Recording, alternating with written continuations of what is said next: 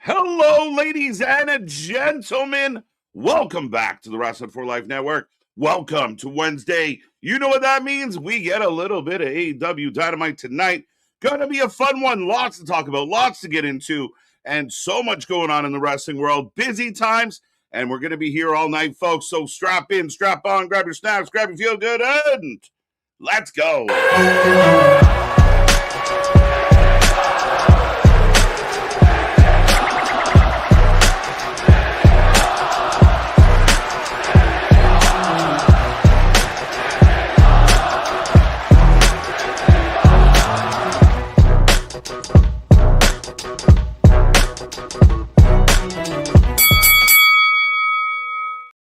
Ding, ding, ding. We are live and back at it again, folks. Hello, how you doing? Hope you're happy, healthy, and safe. You got Wednesday in the books, hump day behind us, and we head into Friday Junior. The weekend's almost upon us. It's going to be a fun one tonight, folks. Lots to talk about, lots to get into. The go-home show for Dynasty. We will be here for all the reaction to all the action.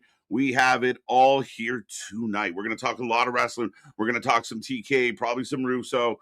So much going on. Blow up that chat, like, share, subscribe. Click the little reaction buttons. They let the world know you're enjoying your time here at the Wrestling for Life Network. Big shout out to Big Nick. Hope he's happy, healthy, and safe, doing well tonight as he relaxes and hides away from a little bit of Dynamite.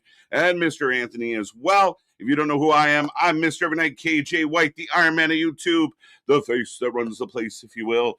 Happy to be back here on a Wednesday, as always on a Wednesday, folks. We're going to start with hope. We're going to start with excitement. We're waiting for a good show.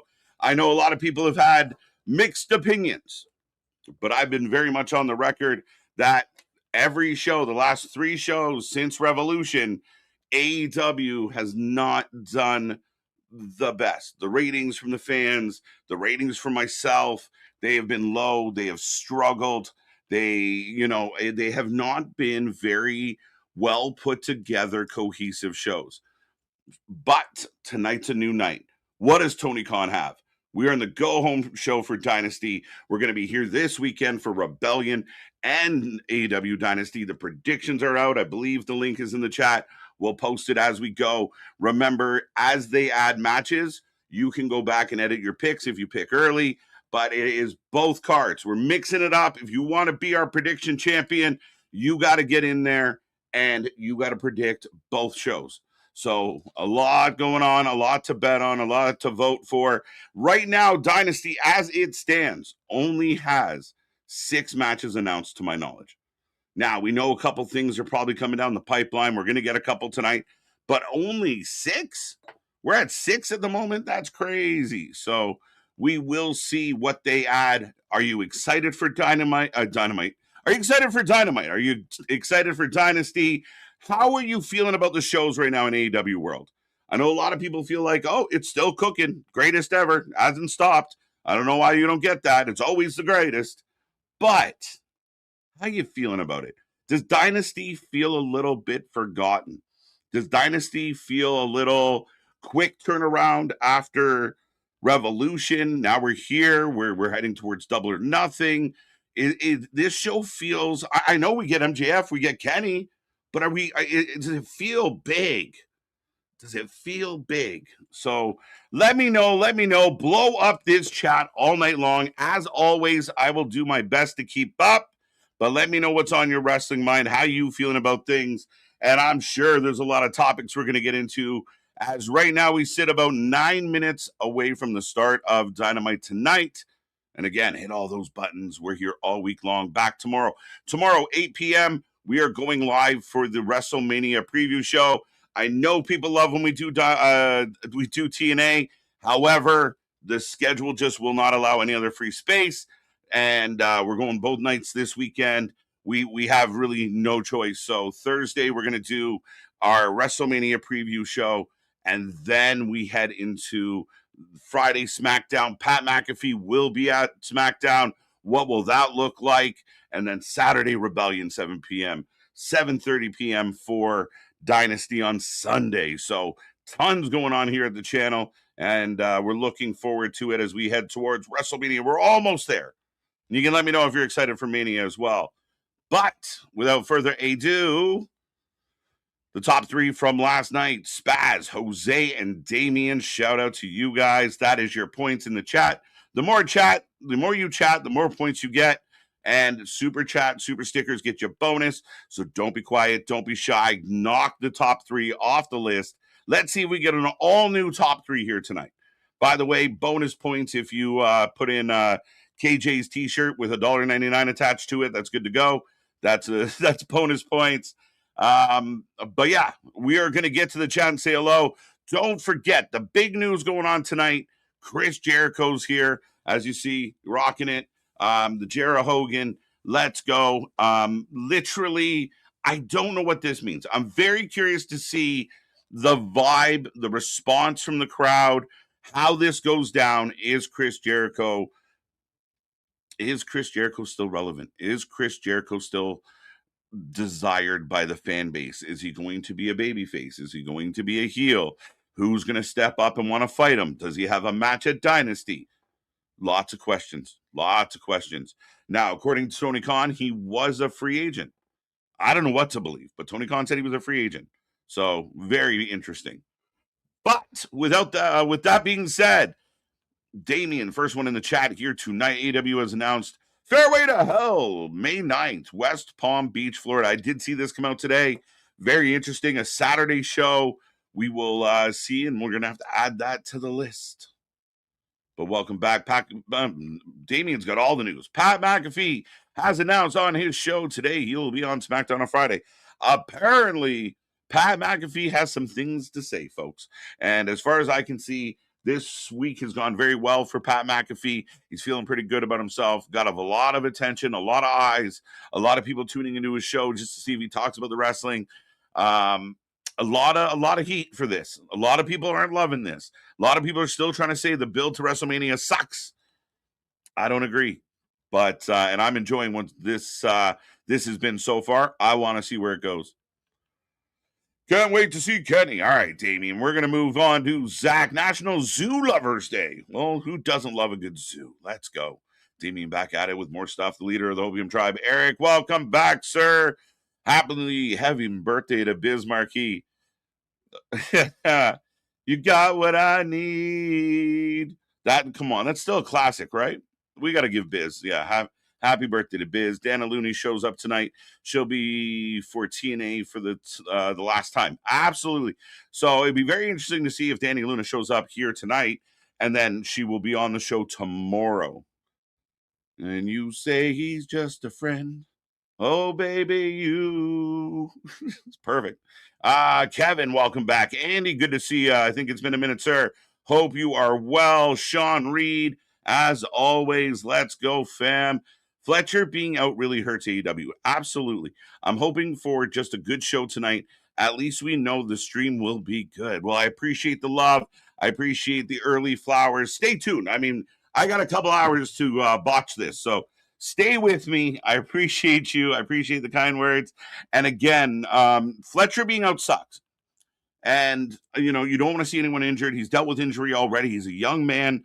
I hate to sound like old man on porch, but this is where, some of the younger talent that are going through major surgeries at such a young age. And part of it is doing all the everythings every time you're in the ring. It's a lot. And you run the risk. And I'm not saying that wrestling doesn't inherently come with risks. It all does. But I just feel bad for the kid. I think he's a superstar. I think this is a kid that has a bright future. And, hopefully he can return, maybe get the, freshened up when he's back. Maybe he's not tied into Callus anymore. Tony Khan just announced a Casino Gauntlet match for TNT Championship at Dynasty. Okay. Yes, I did know that this was coming. I did make a note somewhere. But yes, there is going to be a casino ladder match for the vacant championship. And I'm okay with that. I mean, Fletcher goes out a couple weeks before the pay-per-view. You turn it into a pay-per-view match. You do, I think they're doing a trios a trios match with the members that are going to be in the ladder match or some of the members. So I like that, right? I mean, you don't have much choice, right? Kyle's out. Sorry, Kyle, we're going to miss you. You strap the interim title on somebody, and when Fletcher returns, he can return with his own belt, and now we got a story. It's perfect. So yeah, I mean, kudos to Tony Khan and the crew. I mean, I'm perfectly okay with this. I know we do a lot of battle royals and gauntlets and all the nonsense, but I'll take it. I'll take it. Dorado versus Tommaso Ciampa. Winner gets the number one spot in the Casino Gauntlet for the TNT Championship. Okay, so again, we always talk about this, Damien. Damien's got all the news today. Welcome. I'll get to the other people soon. Me and Damien are having a convo here. So in with the Gauntlet Battle Royal, it can end anytime. So that number one spot in WWE or other battle royals or other Royal Rumbles, you don't want the first spot.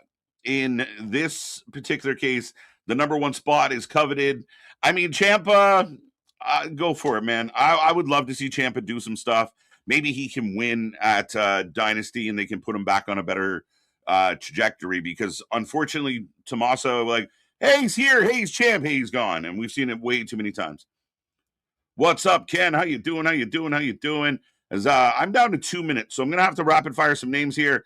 But talent from indie shows, we'll bring that back up in a moment.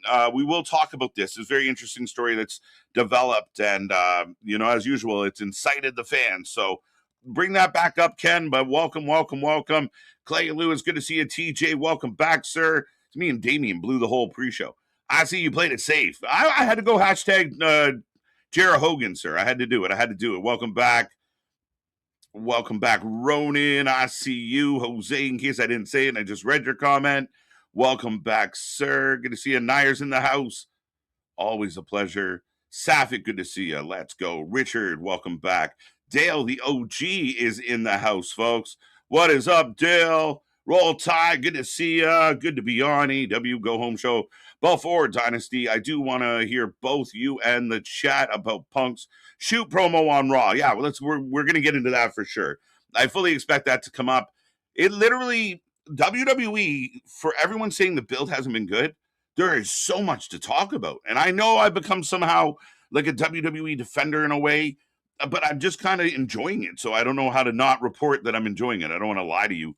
At the end of the day, everyone's talking about this Punk thing, Cody going shoot style. What's happening? People hate the Pat thing, but they're talking about it. And Punk plays right into it. And that, I said it last night, Roll Tide, really caught me off guard, because I didn't expect Punk to address Pat because of the storylines. But now it feels like there's a bigger thing at play. So we will get into that, as we are going to get the show any minute. So I want to say hello to Bonkers. Jose, I got you. Richard, as always, let's go. Cooper, let's go. Don't forget, folks, we have a Twitch. Go check us out on Twitch. Give us some love over on Twitch. Philip, I'm getting the violence warning. If you guys want to sync up with me at home, I am getting the crowd shot there in Edmonton, Alberta. You can dial in with me and watch along. Good old Canada, as we head towards Vancouver, and Dynasty and Ospreay and Moxley are fighting in the back. Or can we talk about Jon Moxley? We always talk about Jon Moxley. But we are kind of starting to show off with Jon Moxley. Will Ospreay getting jumped by the Death Riders. These Casino Gauntlet matches suck. Oh, well, your hope is they do them well, but yeah, I get it. But as I said, Jose, I got to give them some leeway. As a car pulls up, Alex Windsor, Ospreay's got some friends.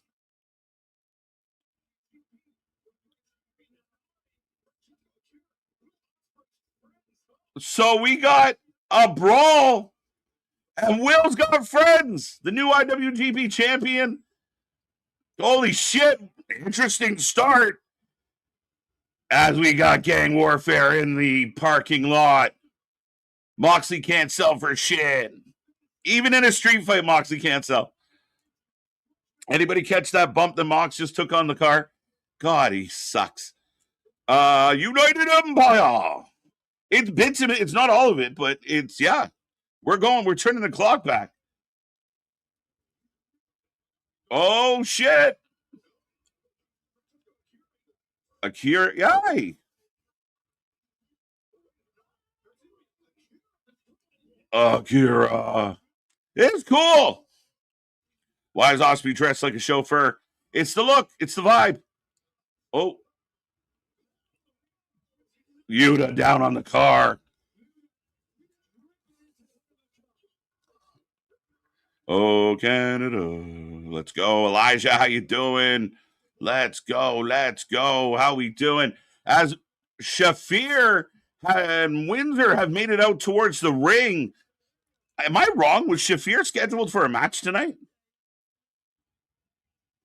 Maybe I made that up in my head. I might have made that up in my head.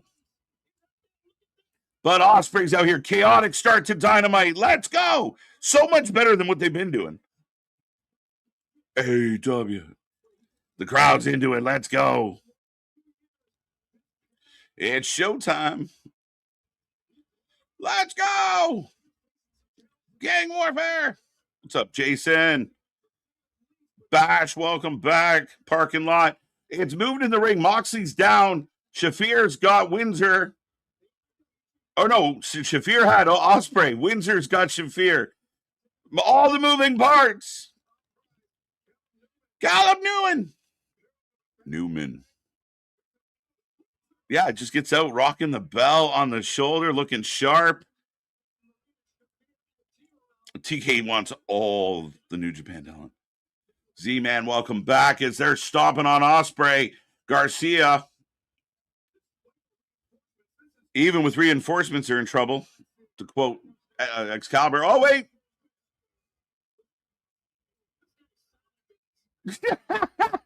Tony Schiavone says, this guy's solid, guys. Thank you, Tony. Thank you. You are so helpful on commentary. This guy.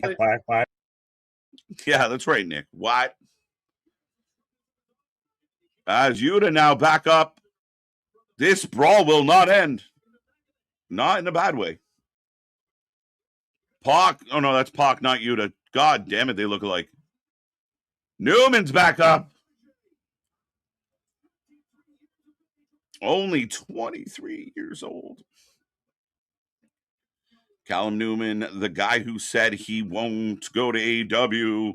Money talks, my guy. We know. This feels like a Forbidden Door build. Yeah, but we got other things going on before there. Russo is writing Dynamite tonight. Maybe, Jason. Maybe. We got to talk about some Russo. We got to talk about some Coachman. Coachman is quickly becoming one of the most irritating, self-flating people in all of wrestling. They are like, what a guy with just delusions of grandeur. This guy thinks he's literally the shit. You know why they come to us? No, Coach, you're not who you think you are, bro. Osprey tries to get his hands on Mox. He rolls out. And yeah, United Empire standing strong.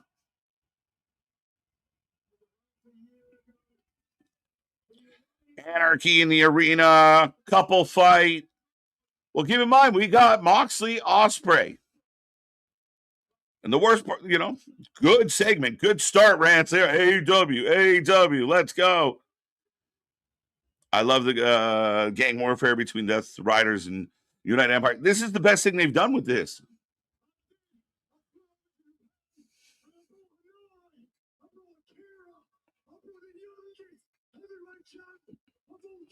Yeah, that's crazy.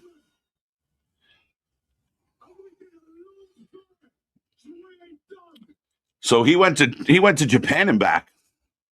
Been around the world and yeah. All right. No, I like this. I said it, man. You get Osprey back. He's money. If he takes an L to Moxley, we've lost it. We've lost it completely. Russo, that's jokes. Let's go. Schiavone just there so he doesn't get fired.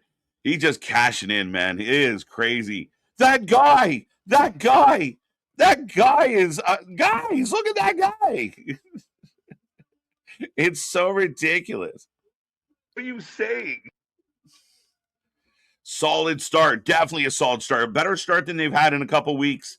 Nice, good energy, nice surprise. Is this something we're going to see more of? Is it, short term? Just borrowed some friends. Right? Smash that like button. Let's go, folks. Click those little hearts as we got Don Callis. But you know what? Usually I have a lot to say, and as we get rolling on the show. But they've kept me busy here tonight, so not a lot of ranting yet. I still say, go back and watch Moxley take the bump on that car. He sucks so bad, and I am so tired of people out there trying to convince me that John Moxley is worth more than a bag of onions. Like, honest to God, what am I missing? You know what? No, he's so good, bro. Putting all these guys over, bro. Ran that company for 13 months, bro. What? He's garbage. Garbage! Michael, how you doing? So Cal is essentially saying we're going to do a casino gauntlet at Dynasty, and he has a pivot, he has a plan. So could somebody from the Callis family be the winner? The whole half the battle royal could be Don Callis family members. I think they're at what, 44 at this point? What are those no-selling video game moves wannabe stars doing? What's up, Paul? Always good. Let's go. Coachman removed 2 of his ribs. Maybe 4, my guy. This guy just thinks he's you know why, folks? You know why, folks? Come on, stop it. Stop it, dude. You were marginally fucking a joke when you were on the shows. Now you're off the shows. You got bitter bitch syndrome, and you think you're special shit. Special shit.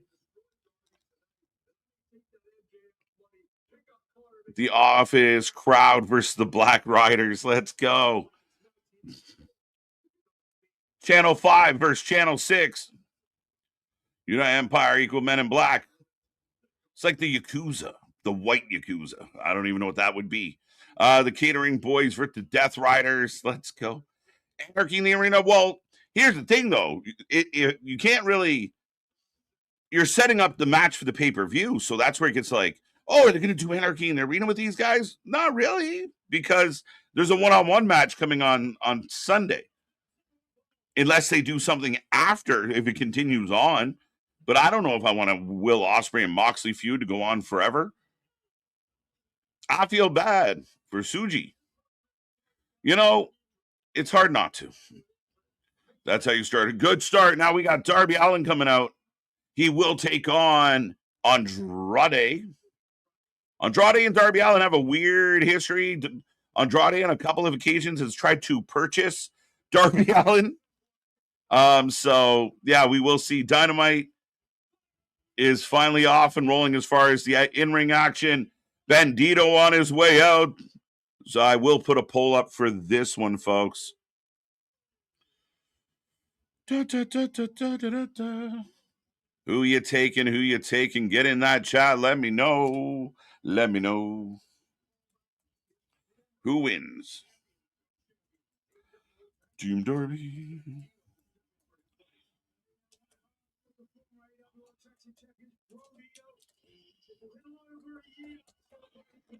All right. Here comes Jungle Boy. Oh. They need more shit like this on the show. Boston Ospreay against the Death Riders is the best storytelling we have seen from AEW this year, in my opinion.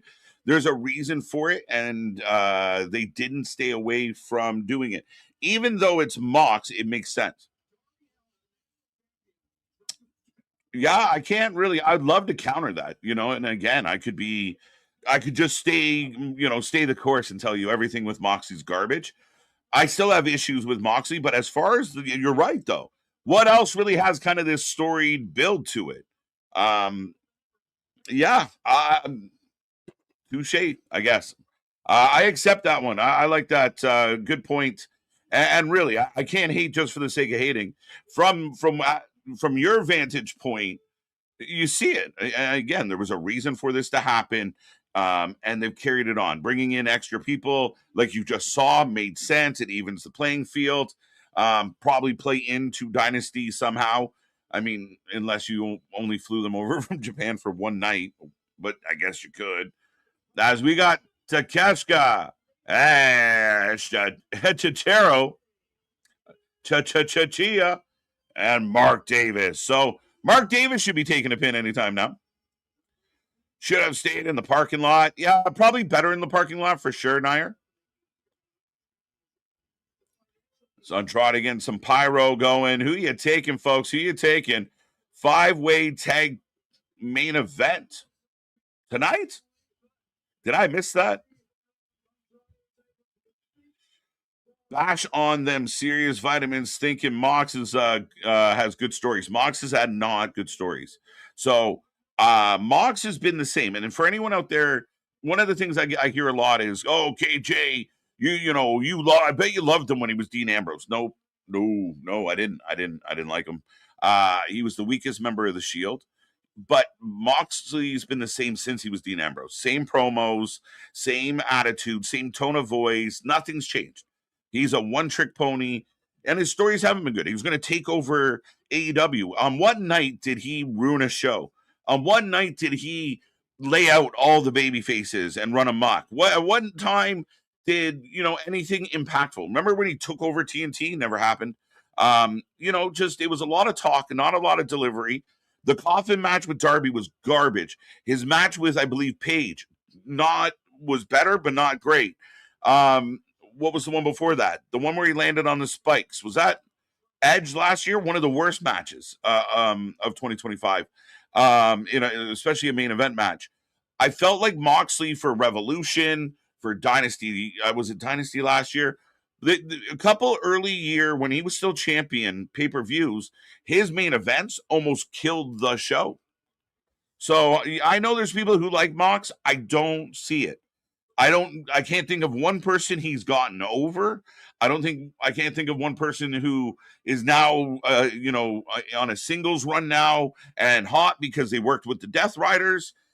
He became babyface with no turn, with no payoff. So both guys to the outside. Darby down. Oh, Darby's got a mic. Andrade left, by the way. Go Oilers. What's up, Mega? Well, you Don Callis' little bitch.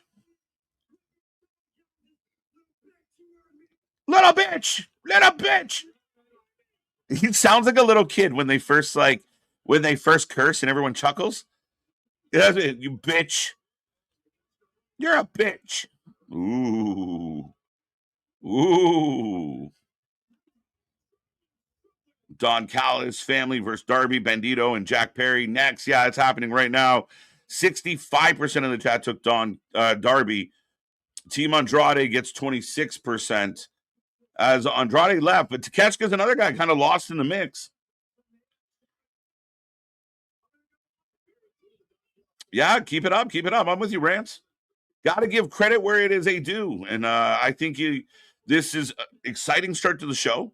I actually got through a Moxley segment where I wasn't raging, though I still struggle with him selling. The lack of – it's almost like he doesn't know how. You guys, that awkward scene in a movie where two people, like the end of Step Brothers, when they don't know how to hug properly? That's how Moxley sells, like in wrestles. Is like he doesn't quite know what to fucking do with himself. So he's just awkward. Yeah, he's just weird. Just looks like a fumbly, bumbly bum. Hashtag that one. What's up? Let's go. Great start to the show tonight. Excellent start to the show tonight. Welcome. Love Bandito's outfit. Bandito's good. As Jack Perry moonsault to the floor. Like it. Team Andrade for the win. So a really good start to this one. I like it. I think Bandito has the best lucha mask. I find, you can correct me if I'm wrong, but I feel like Bandito's had a lot of mask issues though, like matches where won't stay up. Maybe he's figured it out as of late, but I think he's had some issues with the mask. It looks cool though. I think if I had to pick one right now, I mean, it seems obvious, but I do really dig the Penta vibe for sure. Did TK botch the swerve heel turn? He isn't even on TV now. He should technically. Is he taking time? You made me think there for a second. So he lost when I didn't think he should lose. He just proved to the world. Oh, and Andrade's saying hello, Chiquita. Let's go. Andrade getting a selfie. I'm over here cheesing because my life gets so much easier when people talk shit about John Moxley. Let's go. Cheesing, cheering, both. What's up, Bradley? How you doing, buddy? Anthony, what is up, my friend? Isn't Darby your favorite wrestler? Boston, probably. I could see that. Actually, Anthony's got some questions to answer when we see him. A lot's going on in the TNA world, pulling wrestlers who may be competing in matches involving AEW talent. Moose gets pulled from a show as part of I think it was the MLW multiverse. Danny Luna's out. Decay's back, though. We got that back. A lot of strange things kind of going on. I saw a video of Anthony out there. They're cryptic numbers. I guess tomorrow at noon we might find out. I don't know what it is, but they've been putting out math questions and ciphers. I don't know what's going on. What is up? Spur of the moment. How you doing? How you doing? Tuck and rolls. Where? What are we doing? What are we doing? Has Andrade become Callis's prize pupil? Yes. Okada's in and out. Okada we see once in a while. Takeshita should be his prize pupil, but they've had issues, and it kind of felt like at one point the payoff was going to be Callis chose Okada over Takeshita, but that fell apart. I think people believe it's going to be run, they're saving it for All In, but then don't don't do part of the story and then just forget the story is happening. But yeah, ultimately that close. 10 bones in the bucket. It's crazy time, Mr. Spaz. On my side, me and Jake previewed Rebellion, even though we're both super behind on TNA, live at 10:15 once KJ is done. Thank you, sir. And 2 pay-per-view day hangouts this weekend was up. Let's go. Go give Spaz some love. Loves the channel, gives us a ton of support. So shout out to him. Hopefully, go check out the preview as well. We will be here live Saturday and Sunday for both Rebellion. Does Rebellion feel a little slept on as well? Main event, Santana, Eddie Edwards. I don't know. How are people feeling out there about the upcoming TNA pay-per-view? I'm curious about that. All right. If I miss you, don't be afraid to jump back in. Mox has been great this past year. We've seen him putting people over, being vulnerable, tapping out, dipped his toe into a face turn-ish. Listen, my guy, I don't see it. I don't know. The people that he apparently put over, like a Hangman, were already over. Like, by the time Hangman was going after him, we were begging for that belt to come off Moxley. His stories never turned into anything. He did a lot of cool promos where he's like in the stairwell or in the dungeon or in a pickup and, talked about all these bad things he was going to do, but they never did them. And my biggest struggle with Moxley is it's hard to put people over when you don't sell their shit. And I don't think he sells much. And then the babyface turn never really happened. I feel like they gave him the Continental belt just because he was pouting about not having the other belt. Like it was like a consolation prize. I don't know, man. I don't see it. I don't see these people that Mox is putting over. Yes, has he taken a pin or two and he went on a losing streak? Sure. But I don't know that he's really putting people over. Like, oh, look at this superstar because that rivalry he had with Mox. I don't see it. But we are back to the action. Let's put it this way, KJ. This is the most interesting Death Riders have been in literally ever. Feels like there's a real war between here over what they did to Osprey. I like it. Fuck Mox. There you go. So again, I just kind of went on my rant. Everyone knows I hate Mox, and I don't see it. And I have a brother that I fight with all the fucking time because he's a Mox fan. I don't get it. I don't see it. I think the guy uses bleeding to cover up the fact that he can't wrestle. And that's my biggest problem. Anyone that wants to criticize a fucking Jey Uso or a fucking Jade Cargill, Moxley can't wrestle. And that's what bothers me. He's incoherent. He's fumbly. He tries to show that he's a grappler, but it's slow and looks awful, as Bandito is on fire. But you're right. This storyline, the way it's just kind of turned, like you shouldn't have kind of teased the whole babyface thing with Mox if you were planning Mox Osprey on the return, right? But now Mox goes back into being a heel. Osprey's clearly a babyface. Huge pop for United Empire tonight.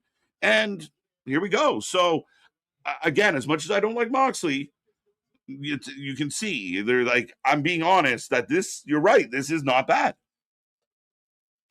Mox has hit his own ideas of what worked. He thinks he's a fucking artist is his problem. He thinks he's like revolutionary. He's recreating the wrestling business. He's in his mind the greatest thing. He is not at all what he thinks he is. 1, 2, running around pouring like bleach down people's throats. And that coffin match with Darby was horrible. Like Darby and Mox killed Darby. We care less about Darby. Oh shit, Poison Rana. I tried watching the Coach Vince TK interview and I couldn't watch it anymore. TK wouldn't answer the questions right. I'll talk about that in the coming up, Bash. I'll start this. I'll come back to you because I hated the interview, but I kind of want to give some flowers to TK. Dunkzilla, let's go. Mox is still Mox and will still dominate. How could he ever change? I guess not, right? It's cutting the same boring promos. Maybe if he went babyface, you could have convinced me. I would just like him to sell. Oh, as they just launched Darby into the timekeeper box or area. They went swinging. Holy shit. Darby into the crowd almost. He loves getting beat up. TK was genuinely likable in the interview with Coach and Vinny Rue. I agree with that 100%. 100%. Dun, dun, dun. Let's go. Let's go. How's everyone doing on a Wednesday? Again, share this link with everyone you know. Get in this chat. We love the debate. We love the banter. Just keep it clean. Keep it respectful. It's nothing but love and wrestling fandom, folks. Josh Wardlow, Jake Doyle, and now Fletcher. Cal's family can never have. I know. Maybe because they only wrestle once every like 8 weeks. They got to work on the stretches, the pre-match routine. I don't know. They're snake bit. That's why they have so many members. They lose 3, they pick up 4, 3 come back, they lose 2 more. What is happening? This selfie gimmick is lame. It was done by others. Better. Do something else. Yes, right? We know you're single, Andrade. We know his ex is single too. As Jack Perry gets pinned by Andrade. That's emphatic. Oh, wow. Okay. Andrade gets the pin. Not a bad match. Cryptic numbers, and now they're teasing the old TNA box that they used to say TNA name return, and AJ Styles returned to TNA. Yeah, what is up? I don't even have clues. I haven't even heard good hints. I bet that girl totally bought a ticket. As we get the graphics, Darby will fight. And I like this. Andrade pins Jack Perry, but his beef is with Darby. Now, here's the question, though. Jack Perry is your champion, right? Oh, no, former champion. That's right. My bad. I lost my mind. Everyone's got a belt. As Bandito covering. Okay. Everyone's just kind of standing around. Darby gets booted in the nuts. They were doing so well. They didn't have to do this. All they had to do was Andrade rolls out and laughs at Darby, who's mad and supporting his friend. They didn't need to do any of this. We were good. Get out, Tony. Eject. Now they're. Is Jack Perry bleeding? No, not yet. Super kick party. Why? Why? Bitter enemies with Don Callis. They make up and break up and make up and break up. What are we doing? They were done. All they had to do was eject. We didn't need all this. as every member of Callis who's not injured are now running into super kicks. Mark Davis, who looks like he had a bigger lunch than the Young Bucks. What are we doing? I don't get it. Tommy Boy Christ. AEW, where wrestling is just a word and small people are giants, and where nothing makes sense. Frankie, what is up, my guy?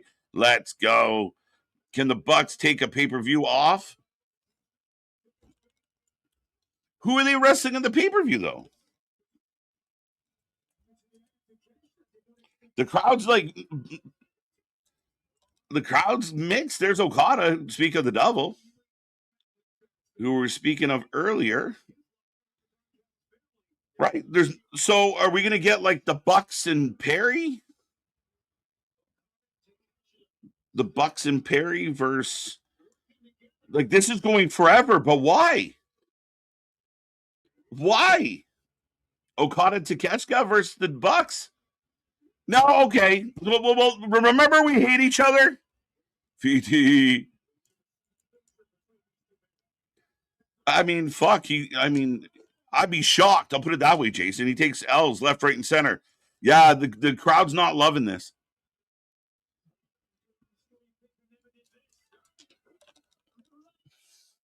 So now Okada and Takeshita are finally brawling. Here comes Lance. Here comes Hickory. Here comes Clone.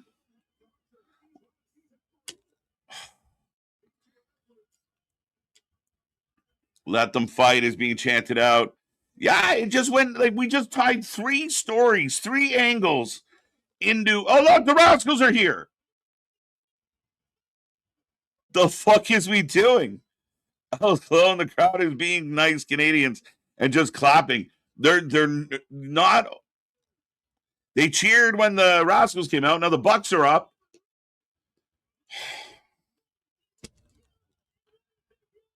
There goes Myron Reed.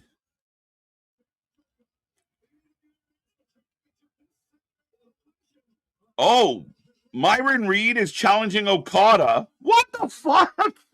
On Collision. Collision. What? What are we doing? All right, we're going to try to piece this all together. AEW crowd cheers for anything. They've been lukewarm for this, though, and it went for a really long time.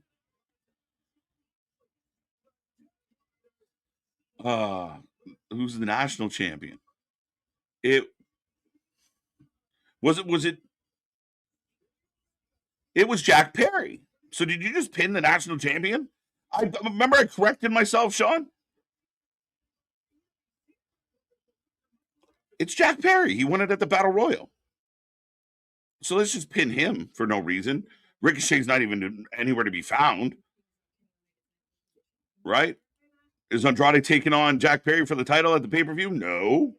Who's Jack Perry fighting at the pay-per-view? Nobody. What the fuck are we supposed to get out of this? As we got the doctor talking about Kenny. Rebellion lives and dies on Trey and Ali and Cedric versus Leon, saying this as a TNA fan. Best thing I heard on X today, don't go around saying someone's popular just because people like them. Facts. I accept that.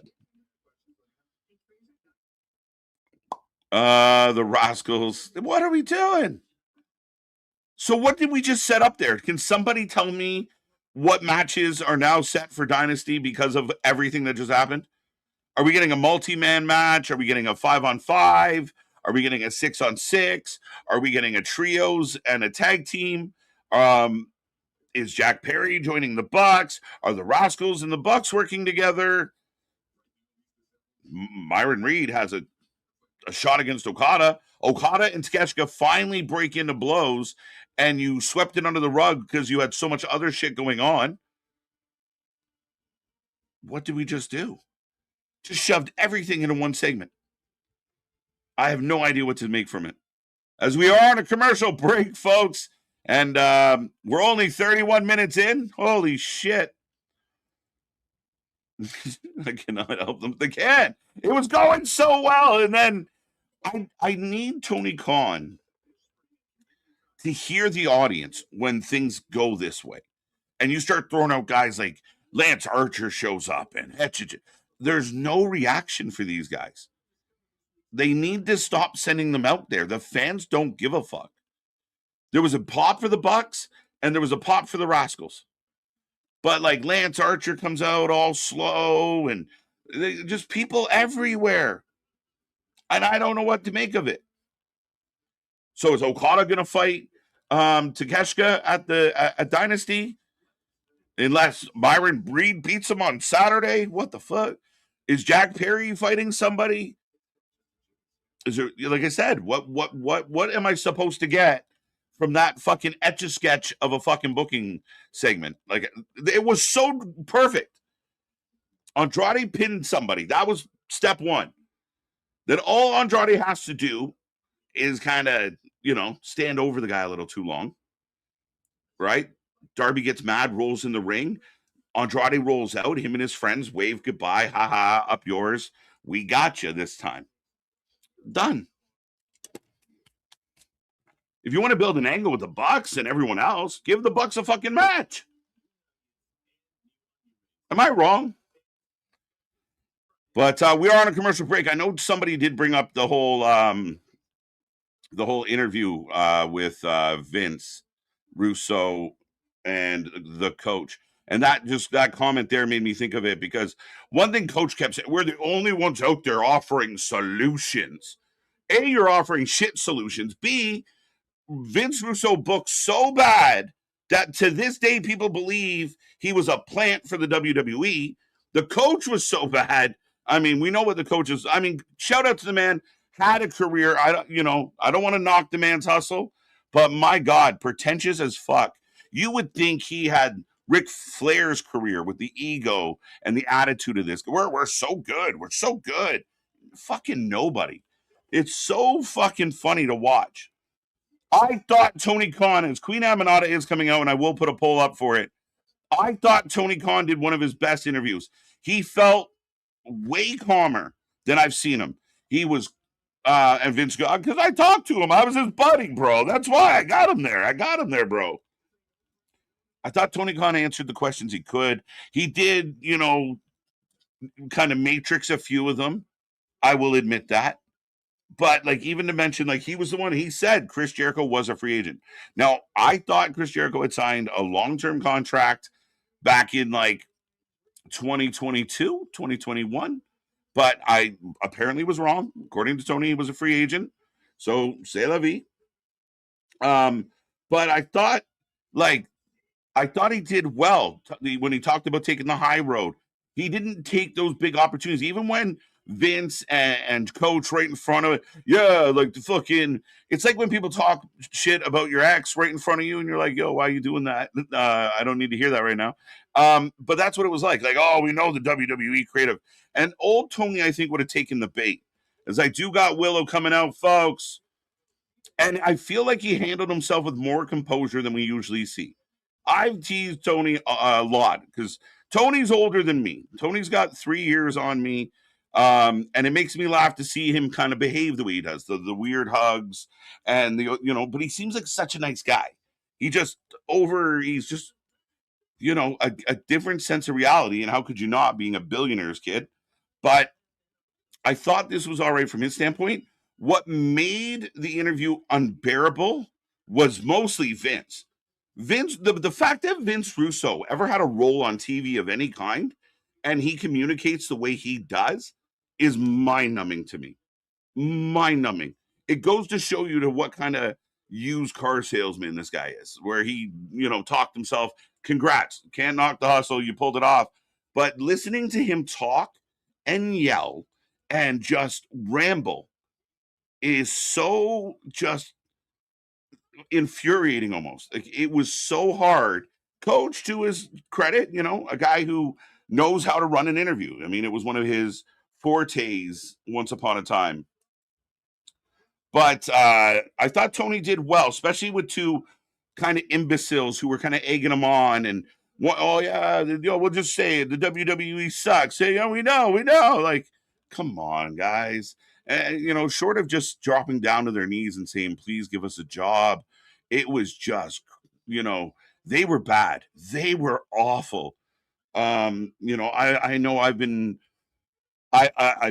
my fair share of interviews here and elsewhere. I love doing interviews, and if I ever sounded like Vince Russo during an interview, you would never see me again. I would understand. Now, Vince Russo kept using the thing like our business, bro. He's not like our business. Weren't you exiled? Like I get it. You're with the Juggalos now. Which let's all right, fine. But for the longest time, weren't you gonna quit wrestling? Weren't you sick of this shit? Weren't you moving on? Apparently not. But I don't get this whole our business thing. I really don't get that attitude. Talking about like, well, you're just letting these like podcast guys into the media scrums. Like they're just fans. I get it. Bringing people in that only throw softballs at you, not good for business. It makes the whole media scrum seem like shit. Fine, I accept that. But at the end of the day, that's what you guys are. That's what you're doing. You are just podcast guys now. Yes, I know the Juggalos. I know. Sorry if I'm not counting it, but that's all they are. And then they dare talk down to people who do this. I mean, at the level we do it, at the pace we do it, like, and I mean, shout out to all the other content creators out there. These guys who have producers and have the money to spend on, the best of the best and kind of do their thing their way. By the way, Coach, has anyone ever seen a show called Dirt Sheet Debate around here? I've seen a similar show that Coach decided to run with a pipsqueak. It's funny how things work out. I'm not saying anything. I'm just saying great minds might think alike once in a while. But it was hard to watch. The interview itself was hard to watch. It was like two guys that cared more about themselves that were trying to pretend about someone else, pretend they cared about someone else. It seemed fake. It seemed pretentious. And I thought Tony was the best part of the whole fucking interview. Willow for the win. All right, back to the action. Willow's in. Queen Aminata giving us a little shimmy. Little shimmy. Willow 68%. We haven't seen Queen Aminata for a while. I do believe she was out with injury. They hired TNA talent not to feature them, but to use them to boost the boring stories of their boring chosen ones. KJ, am I wrong? They hashtag Petty Eddies. I do believe there's been enough evidence of that. If it's like, could it just be coincidence that not just one wrestler, not three wrestlers, not five, but upwards of 10, 11, 12 wrestlers that I can think of off the top of my head that have gone through the exact same scenario? Tony wants to say there's only so much TV. Well, if you make your secondary show better, more quality, if you stop overusing guys like Moxley, stop overusing the talent that's not over, stop overusing the talent that's not getting cheers, stop overusing the talent we've seen every year, a year in, year out, do the same shit. Give other people a chance. I thought this was the land of opportunity. I thought, Big Bad TK was saving us from the corporate monster that didn't care about talent and just ran out the same, bullshit all the time. Well, I mean, don't become what you hated. Use the talent if you're going to sign them. But now I have them under contract. Whether I use them or not, they can't use them. So, yeah, I mean, both sides are doing it. I can't say the WWE is innocent, but there is a lot of people sitting on Tony Khan's bench, right? People are getting mad about the 5 or 6 names that didn't make Mania. I'm not even mad about people not making Mania. Not everybody in the company is supposed to make WrestleMania. Could you argue that EO should be in there because she's awesome? Yes, but will she be on the Monday after Mania or be involved in the Rhea storyline? Maybe. Not everyone gets a participation medal. I get it, folks. But at times life isn't fair. You're going to really gangbang on 5 or 6 people that could be on Mania that aren't going to be, but we're okay with week in and week out somebody sitting over 150 people down to do nothing. Where the Willie Max and so many others have come out about being ghosted, about not making money. The man's damn near homeless. Like, I mean, fair's fair, and that does feel like the case. I challenge Tony Khan. Prove us wrong. Where's the inspiration? Where's Josh Alexander? Where's Deanna? Where's Taya? Where's fucking Ace? Like, where are all this talent? It would make your shows better. Open challenges are great, but they're stale. I mean, they can be. I like the U.S. Open Challenge. I don't want everybody doing it. I think it should be specific. Russo pitched the JCW. Yeah, of course he did. Oh, of course he did. So he can go from 500 people watching to, 600,000, 700,000. Yeah, I bet he fucking did. Coach said it in the interview. This is we got 5K people here. It's the biggest ever. No shit. They don't care about y'all. They care about fucking Tony. And you guys acted like, oh, we're gonna grill him. We're gonna grill him. It was like fucking sparring. It was like we're trying to look like we're doing it, but we're holding back. We're not really going a full 100. I don't give a fuck what anyone says. It was, so what? You asked about letting fans into the media scrums because you think you're above them. Fine, but it wasn't. That's not exactly grinding him. You didn't get into all the times. How many times have you heard Russo and Coach going off? Russo in particular about, oh, Tony can't book. Tony's booking shit. This is shit. He doesn't know how to book. This guy's not this. This guy's not that. Da da da. Did he bring any of that up on the interview? No, not really. No, not really. Why don't you talk tough? Now the man's in front of you. You can talk about, oh, praise Jesus together. So, we're going to act like, next week when they do their show, they're going to be bragging to each other and stroking each other about, oh, yeah, we had Tony and we gave him the gear. We did what no one else was willing to do. And I quote, you'll hear it coming, folks.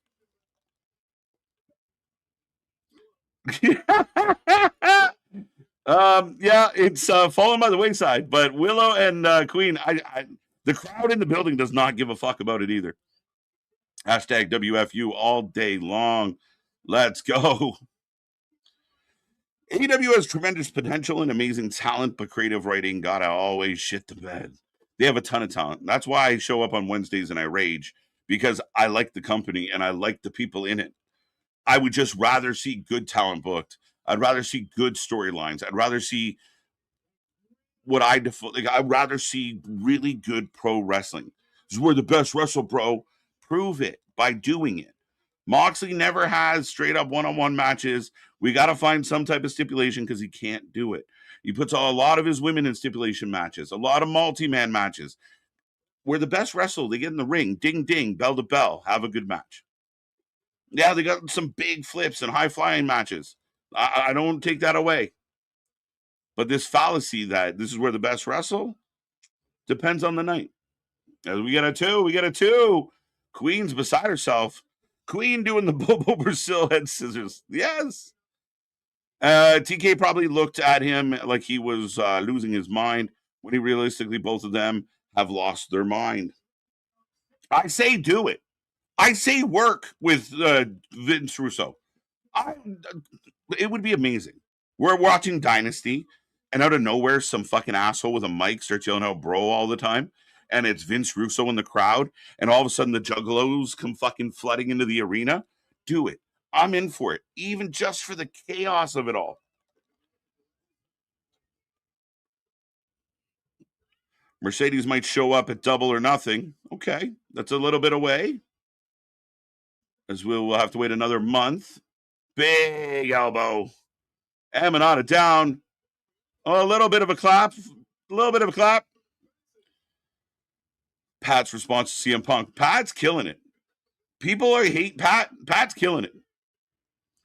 Both big two have bloated rosters. Yes, but one company has 4 shows and with chewy rosters, while one has 3 with no brand split.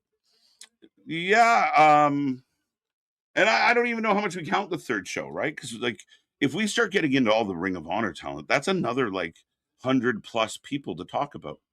I don't even consider that, but you have 2 shows and you have so many people signed and you just don't have a plan. You're signing them for the sake of signing them. Oh shit. White noise by Queen and Willow kicked out. This match hanging in there. There could have been a massive amount of stars going to WrestleMania, but Pat McAfee talking sports for a story he doesn't even belong in. But Pat talking. Yeah, I kind of lost you a little bit there, but it's the most talked about thing in wrestling right now, and I don't know. Pat not belonging there only makes it better, I think. Natty not on Mania for years. Yeah, poor Natty. Willow gets the pin. 1, 2, 3.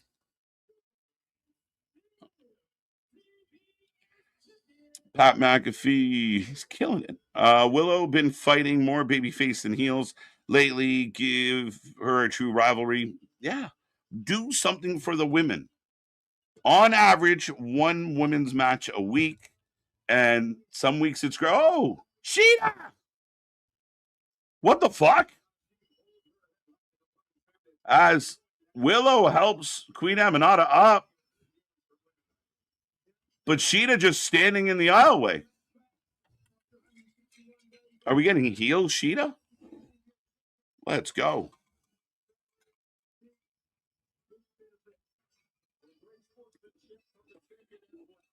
Io getting a match at Mania depends on Nikki Bella's health. Crazy, right? Yeah. Which sucks and is unfortunate. I don't think it's fair either. But I love Io. I would love for her to be on there. If the Bellas get pulled, WWE going to delay it and put Kabuki Warriors in the tag match. Fair enough. That's what it feels like. But I do feel like Io should have something. But Belair didn't come back. She lost her partner, and it's unfortunate for Io. I wish they could have worked something, even give her a match with Asuka. I don't give a shit. 1-on-1. It doesn't have to be fancy. As I just saw Wardlow. It was pre-recorded, but thank you again for 10 bones in the bucket, my guy. I appreciate you. Elijah, laughing at Jose. Nair, let's go. That Pat McAfee. Yeah, it's crazy. Like, this is the one thing right now is like a lot of people, be honest. If you go online, it's a lot of Pat McAfee, CM Punk, Pat. Oh, by the way, there's Dynasty. Like, Dynasty doesn't feel like it's got a lot of hype around it right now.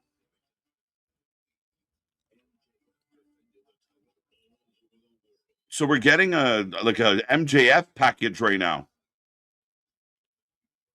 Okay. But yeah, I mean, the McAfee line calling out TKO, calling out Ari, even the fuck kills me. Punk yells out, lower the ticket prices, and now people are reporting based on CM Punk's shoe promo, they're considering putting down the prices. Welcome to the show, people. I hope you're enjoying it. Enjoy the wrestling. Yeah. 2-0, 2-0. We've had 2 matches. We're coming up. It's been a long first hour. I feel like that brawl happened a long time ago. Am I fair to say that? How are we feeling about the first hour as we approach 9 o'clock? Willow Sheeta 2 out of nowhere.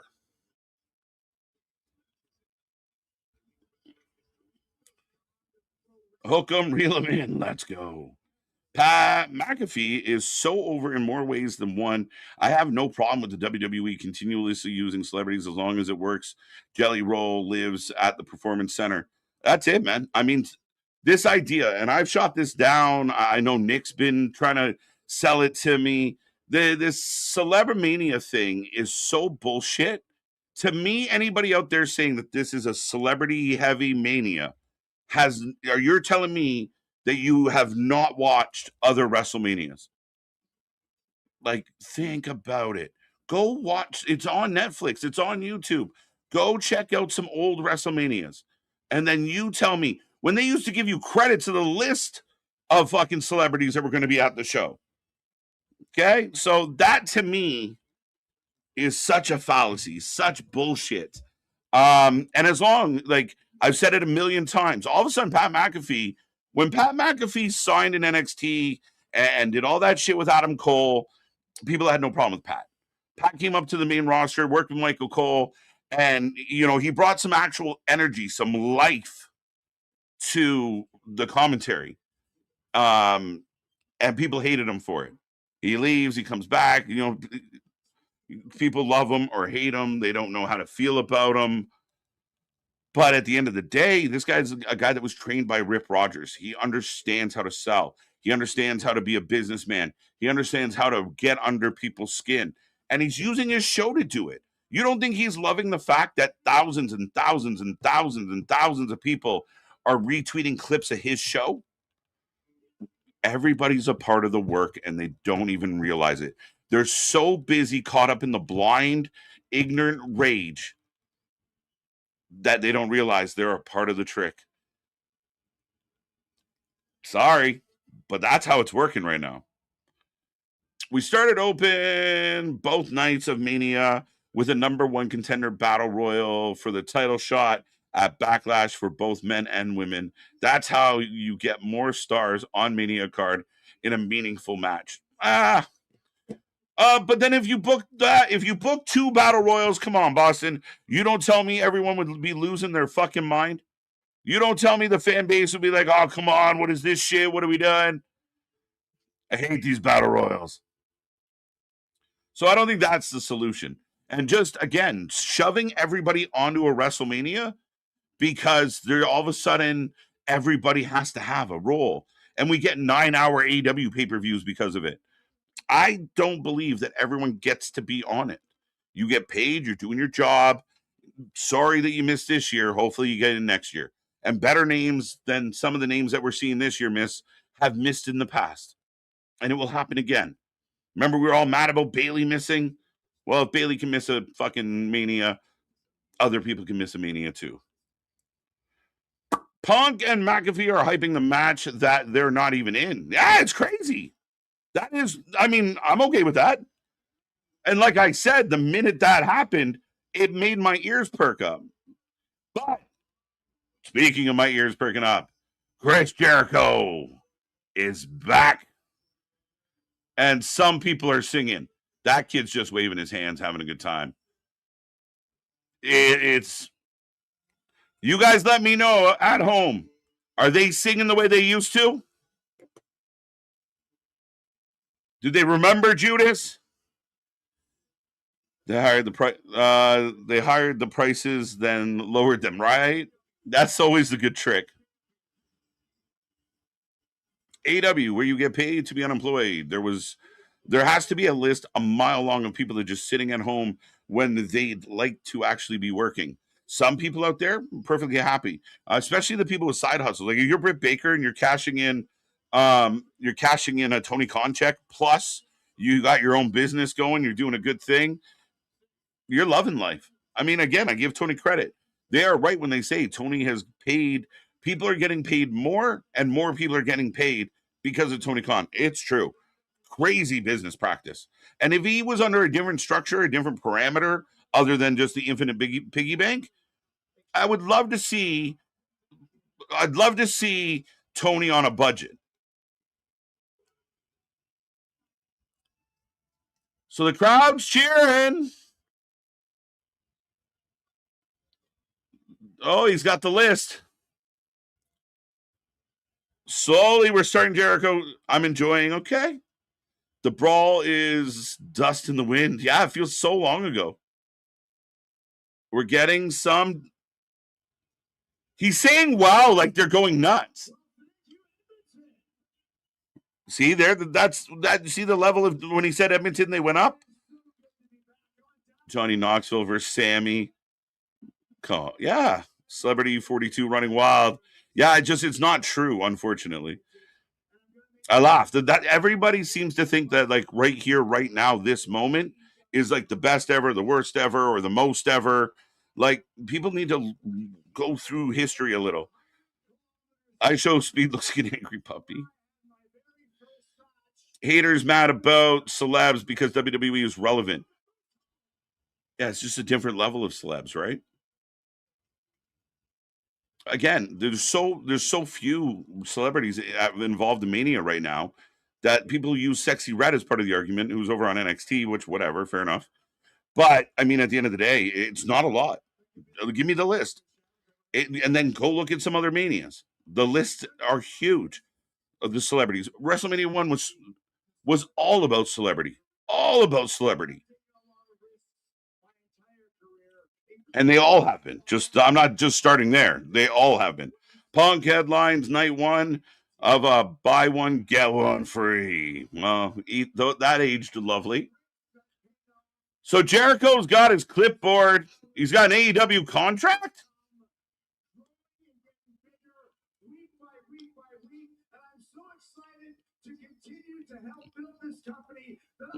So now he's doing his rah I chose AEW speech. Lukewarm response. I'm not kidding. Anyone out there think Jericho's getting like big response?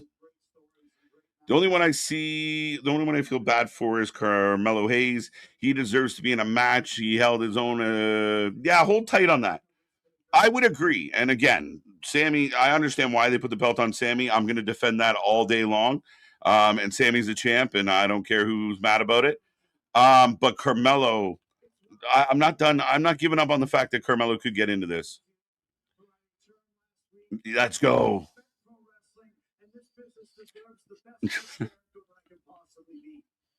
I want to be the best Chris Jericho I could possibly be.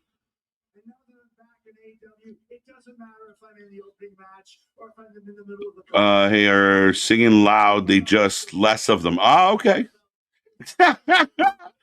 About 50% of the crowd was singing. I love wrestling. I love this company.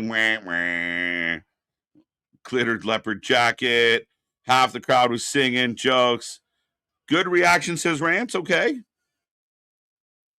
A little bit of a chant. Like they're chanting. The guy in the front row looks so much like my brother. It's weird. It's the learning tree.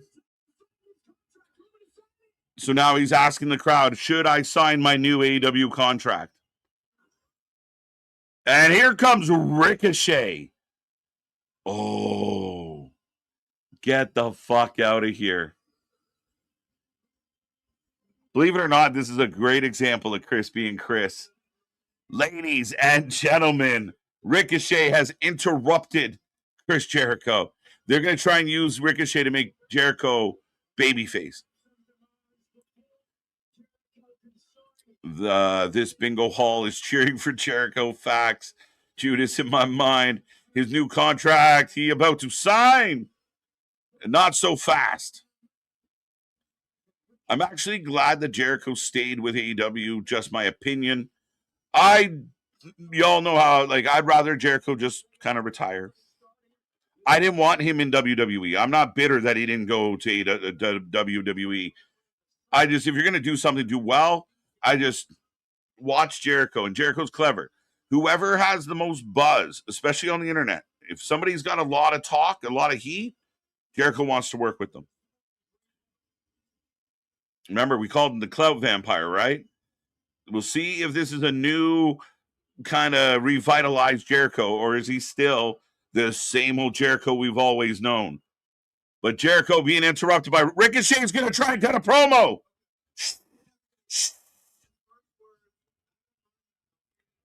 They're booing him.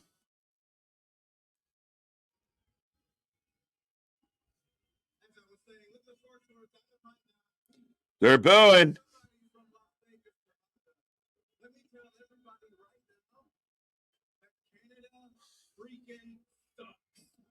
Ricochet letting the world know Canada sucks.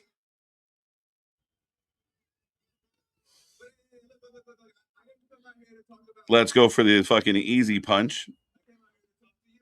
Crowd is booing.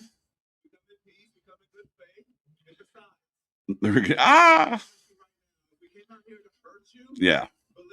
Well, again, Jericho working with Ricochet does not help Ricochet because Ricochet I want to see Ricochet have Ricochet matches. Jericho can't have a Ricochet match. I want to see Ricochet Swerve. I want to see Ricochet Osprey. I want to see Ricochet Pac. I want to see Ricochet Bandito. I don't want to see Ricochet Jericho.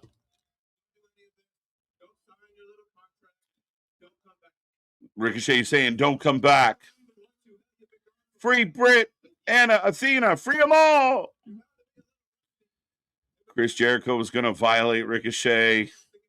He's outnumbered. Does he got friend Sammy Guevara come out to save the day? Team Usos. What is for Jericho? Yeah, what is there? You can't do Jericho Kenny. You can't do Jericho Osprey. You can't do like Jericho coming back should either be the leader of a faction that wrestles very little or a mid card guy that wrestles very little.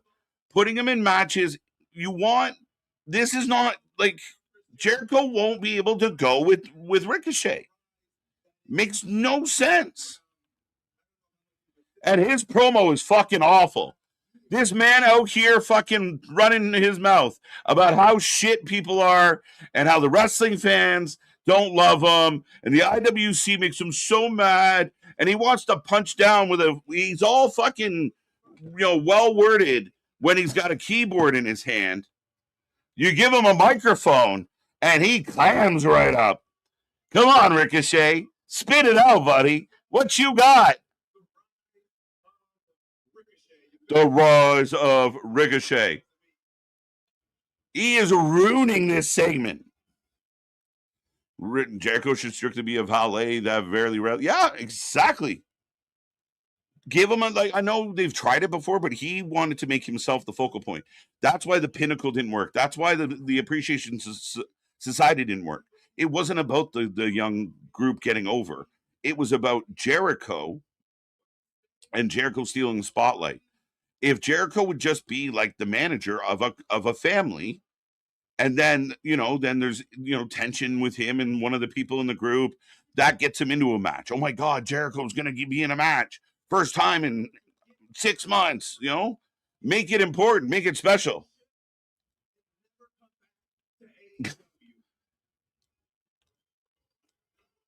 This guy can't cut a fucking promo. It's like if we gave Steve Urkel a fucking mic. What are we doing with this guy?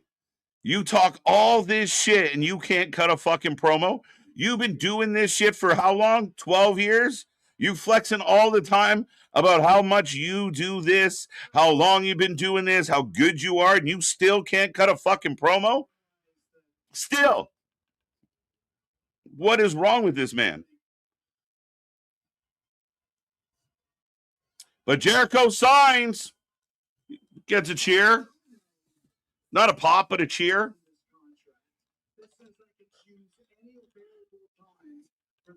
Oh, so in the contract, you can pick any opponent, but I don't want to see Jericho Ricochet. Ricochet needs a fucking mouthpiece for sure. Ricochet can't talk. He wants to make fun of people with MS? Jesus Christ. Does his tongue have MS? What is he doing? He can't even fucking talk. I just bullied little Urkel. What is he doing? It just bothers me. This man talks so much shit. You're bald. Oh. Ah.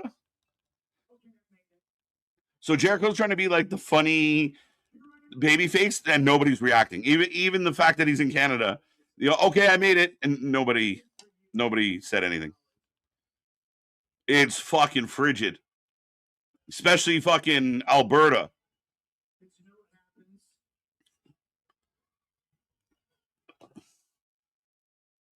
Oh.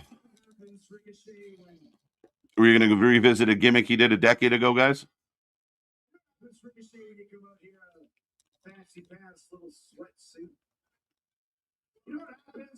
Yeah, let's go. What the fuck are we doing? Yeah, Anthony, I'm not sure what you're referring to, but that's never tolerated here. So, all the best. But yeah, not a thing that happens on this channel. So, sorry, my guy. You just made the list. When all else fails, run back the old gimmick.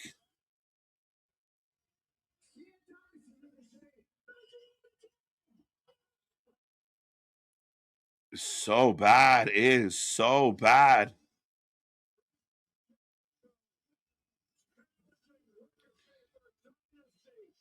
Fuck that kid. Fuck Frankie. This is the reason why WWE didn't focus on Ricochet. No, they just let him go in and have matches. Go have a match. We don't want you to talk. His contract, he can choose. What? It's not good. It's not good. Yep, right away. Instantly fucking stale. Cooked.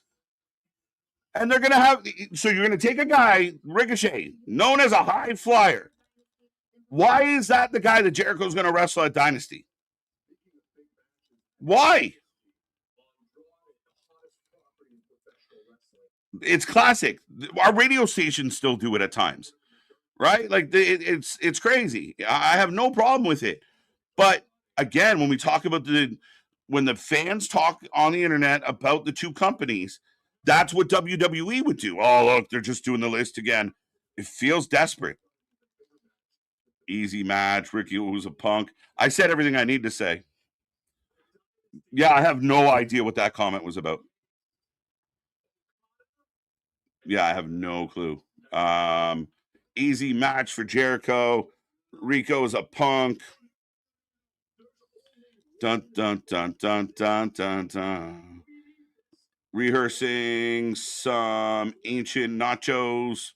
Reheating, not rehearsing, reheating. As we got the Callis family again, and we're at 9:08. The last 18 minutes was slow as fuck.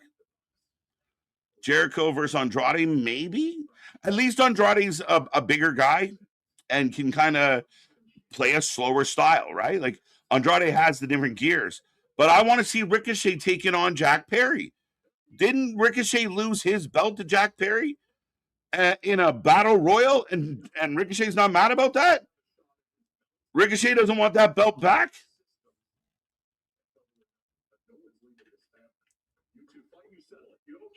So they're both. So Gallows makes it official.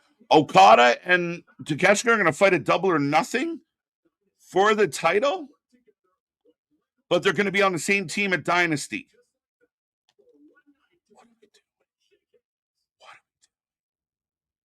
What is happening? What is happening? You would figure with over 35 years of wrestling business, Don Callis would be more likable, but I've never liked this guy. He's just a natural asshole, right? Like I can't help it. Like, we almost get a scrap again. Now, to his credit, that plays in well. I just wish he would manage more. Stay off commentary. Sign some guys to your, like, use Okada like a big deal. Use Takeshita like a big deal. They all feel like jobbers.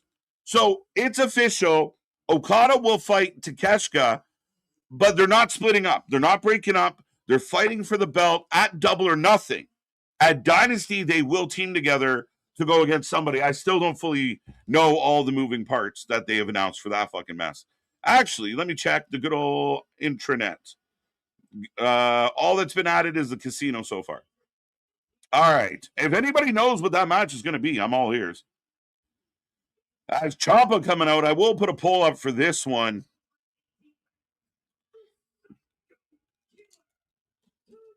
I just don't understand some of the decision making.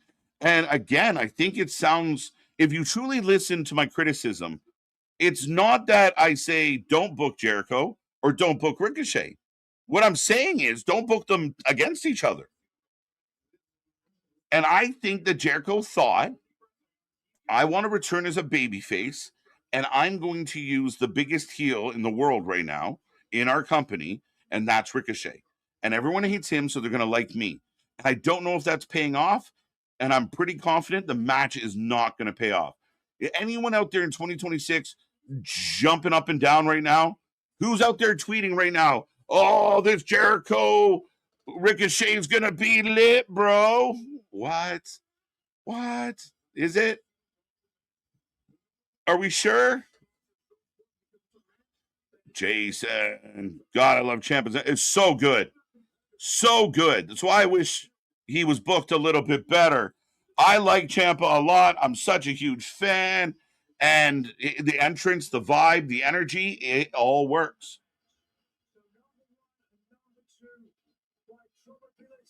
Oh, Dorado. Dorada. I don't even know if that's spelled correctly, but let's go.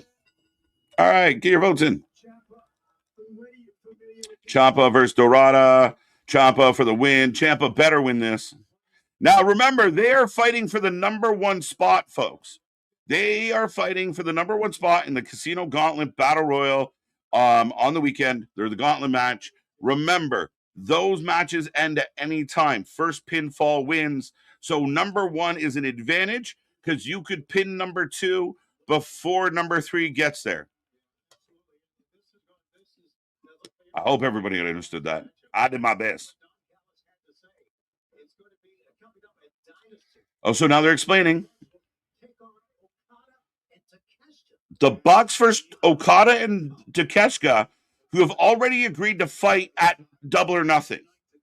For nothing. Just this is the epitome of get the Bucks on the show. And this match, I don't think is adding to my excitement in any way, shape, or form. How do you feel about it will be the Bucks? So why was the Rascals and everyone else there? I know Myron's gonna fight Okada on Saturday. The fuck are we doing? I need a fucking flow chart to follow this shit.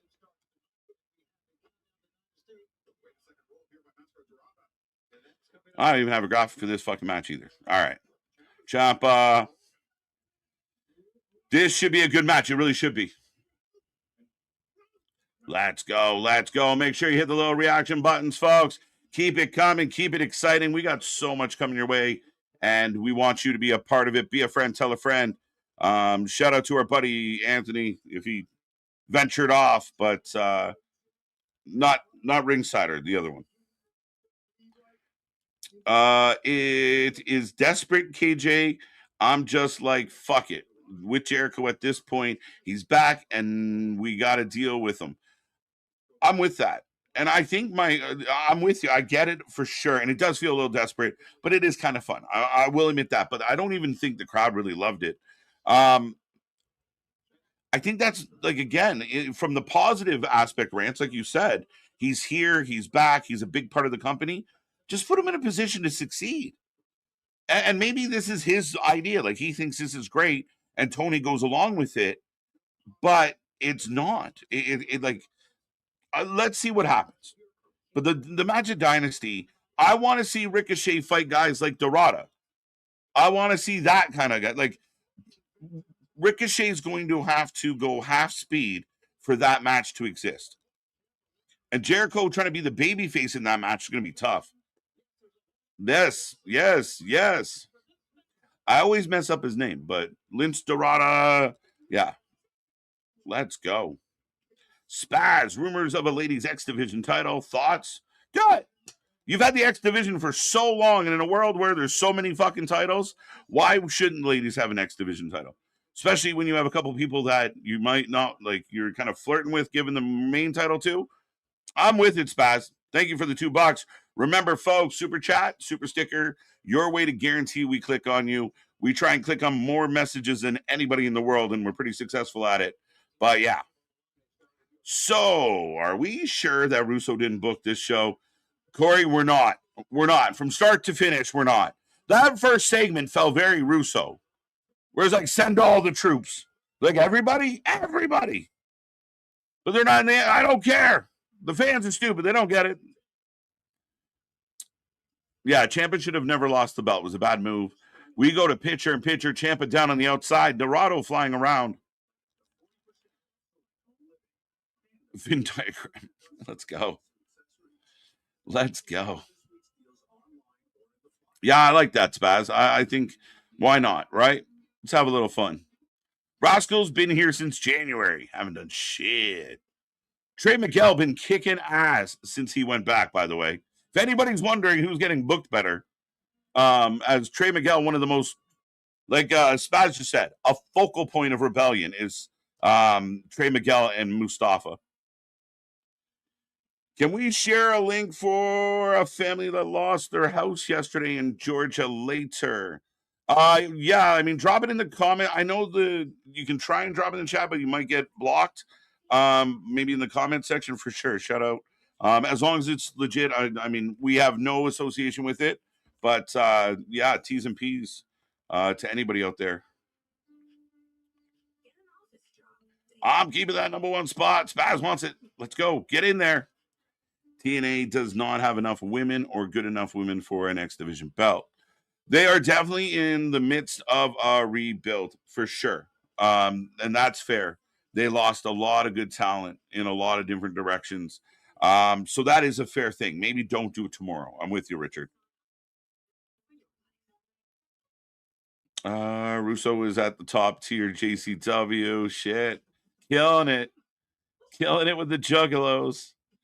What is a juggalo? No SmackDown is 2000 WCW. It's a bit of a stretch. Bit of a stretch. Again, I think SmackDown's been solid. Um, they really, I mean, this week was not a good show, and then there was stuff on the show that the good stuff people didn't like, so we're fucked. But yeah, let's not go crazy. I don't think Ricochet is a good first match back. They should be very strategic with Jericho booking. The less we see, the better. I agree with you, buddy. I do. And I mean, I think that's for their own sake. I mean, we see Kyle Fletcher gets hurt. We've seen Osprey injured. We've seen Kenny out. I mean, for their own sake, Darby every week is being bounced off shit. I think there's a healthier, gradual way, and especially if you're Jericho's age, and you want to keep some longevity, right? So you don't need to be out there doing. Look, I can still do the fucking lion salt. Great, Chris. You blew your knee out, but what are you doing? Ciampa should be the favorite in the Casino Gauntlet. He should be. It'd be very interesting who's in it. Usually the Gauntlet matches have like 3 people that matter and nobody else. But they'll also use it as a chance to bring somebody. Oh, I can't believe they're here. Roll Tide, talking on wrestling. I wasn't here for the Bills versus the Broncos, but I know Nick was super pissed. But I'm pissed. My tie got destroyed by Indiana. But congrats to the Hoosiers. Yeah, big win for the Hoosiers. And yes, Nick was very upset. Very upset. It made for a very entertaining wrestling coverage. Jericho, I use Jericho sparingly. If TK uses Jericho weekly, his return will fail for sure. And I don't know. I mean, Jericho has. I think this is Jericho's idea. That's the thing that kind of makes my head hurt a little, because I think it's Jericho like pitching the idea. Oh, everyone hates Ricochet. This will be perfect. I can help get the kid over. It was a terrible segment. A terrible segment. Let's say the first hour of the show was pretty solid. Is that fair? Like, it might not have been the most exciting. The opening brawl, a couple decent matches. I didn't hate the show, but I feel like that Jericho Ricochet segment was just a kick in the marbles and slowed us down a little. It's official. Jericho Ricochet. It's official. Wait, that's someone else's gimmick. My bad. I take it back. So we're up to 8 matches. We've gone from 6 to 8. Where will it land? How many matches will Dynasty have, folks? Do you know why and when the Rascals left TNA for AEW? It wasn't that long ago, a few months back, the beginning of this year, February-ish. I don't know officially why, other than I believe their contract was up and Tony Khan offered them a lot of money. That's why I think they were leaving. I didn't hear really, like, they didn't have a falling out, blah, blah, blah. And then, of course, everything happened with Trey Miguel where he pivoted and went back. Why does Chris want to wrestle? You don't have enough money? The rest of will never retire. Yeah, man, I'm with you. I hear you, bro. And again, I think you put him in a role of like a manager. Give him a stable. Maybe he has a babyface stable that can take on the Don Callis family. I don't fucking know. Right? And again, it's not even that Chris wants to wrestle, but it's like wrestle the match you know you can wrestle. You want a great example? They really wanted Stone Cold to come back for Mania. You remember that main event with Kevin Owens? Kevin Owens sold us for weeks, and no Stone Cold not having it. But Stone Cold didn't come in and eventually, all right, we're gonna have a big technical match. No, he had a street fight. He had a brawl. He brawled around the arena. The fans went nuts. It was slow. Lots of stomps, lots of punches. Stayed within the realm of what Steve could physically do. You know what I mean? You don't got Steve out there against KO doing topes. He understood where he physically was at and played within the confines of that. Jericho's so hell-bent on proving to everybody he's still the Lionheart that he's done it time and time again. Chris Jericho Bandito sucked. Chris Jericho fucking uh Commander sucked. Jericho versus all the luchas sucked. They got to go half speed. Big kick by Dorado. It's been a good match. But that's the thing. Like, and Jericho, we all get old. I mean, I feel fucking old every day. We all get old, bro, and it's okay. Just work to your strengths, right? Like, you really work to your strengths. Why are you taking a babyface spot against a high flyer? As Ciampa lays out Dorado. So the number one spot goes to Ciampa, as it should have. 11 main show matches. I never count pre-show because I honestly don't even watch. Yeah, okay, so we're saying 11. It's happening fast. And now we do have Collision the night before Dynasty, but I think it's bad form unless you have like a story that's been like really brewing. I think it's bad form to call a match the night before. As I got Finley, the dogs are in the hallway beating the shit out of somebody. Was this the deal? Like did they got a deal like Vince? You can book one show. What like is this? All feels Russo-ish. It's official. TK needs to stop bringing in CMLL guys just to take losses. Use your roster. Yeah, I mean that was one of TNA's biggest issues when they worked with AEW is they didn't want to go under. So the dogs have been beefing with the conglomeration, and apparently they've taken all of them out. We run this division. What fucking division are you running? The fuck is you talking about? What are you saying? Work to your strength is fantastic sound advice. That's all I'm saying. I think there's a role, especially with a guy like Jericho who's been around wrestling so long, and his psychology should be better. The problem what people don't realize is Jericho went through a part of his career over the last couple of years where he felt very insecure. It felt like he was trying to save, like, I'm still the badass Jericho that can be the top of a division. It felt like he was like really trying to hold on to that. And every time somebody, we called him the clout vampire because Eddie got hot. He wanted to be in the ring with Eddie. Fucking, Sammy, we'll pull you in. We'll pull FTR in. Like, he just, MJF's hot. Oh, we're going to work a year with him. Like, it felt like he was trying to suck off everybody. That sounds terrible. Pause. That got hot. The internet started buzzing about somebody. Jericho was in the ring with them the next week. So that became the thing. But work to your strengths. Like, there's value in Jericho as far as, you should be able to help you sell tickets. He's a name. Maybe not the name he once was, but he's a name. So if you have him in a role where anybody that wants to fight him has to go through 3 or 4 or 5 of his guys, and he's protected, and he only wrestles when it's needed or special, why not? Is that Chris conceding and telling the world, guys, I kind of suck at this? Or is him just being self-aware? 11 matches per pre-show, I'm out. No, we're not there yet. I think that was a prediction. Right now, we're at 8 matches and, 7 and 1. Now, we're going to get 2 more pre-show matches at least, usually. I'm really curious if Tony shows some restraint here. Jericho will never leave. Leave? The dogs have beat up the conglomeration.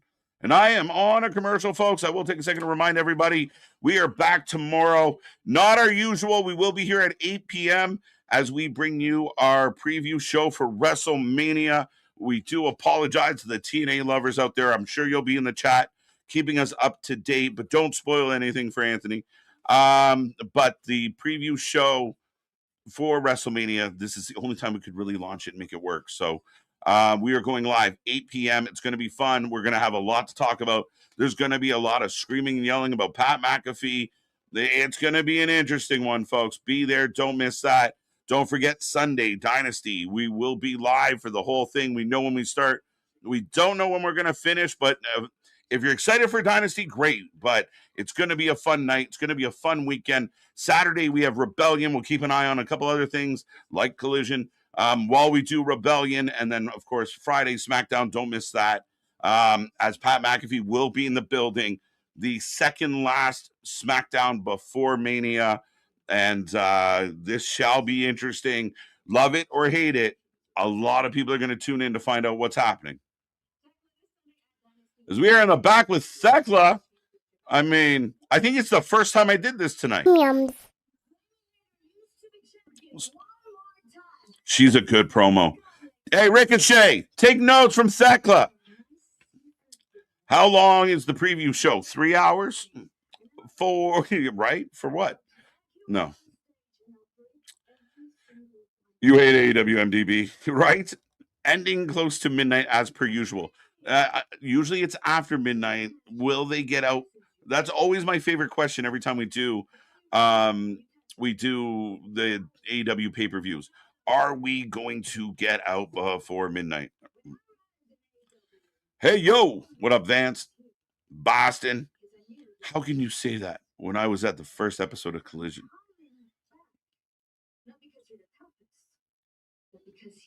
Yum yums. We haven't had a whole lot of yum yums, so. Hello, nurse. Hello, nurse. Big fan of Thekla. I just want them to push her and keep her in solid angles. Tony Khan rants. I like this one. Tony Khan just doesn't get it. How are we supposed to care or be invested in the War Dogs when nobody knows who the fuck they are? Who is Finley, Kid, or Connor? And don't fucking tell me to Google it. Yeah, go Google my ass. That is bullshit. As Adam Copeland here.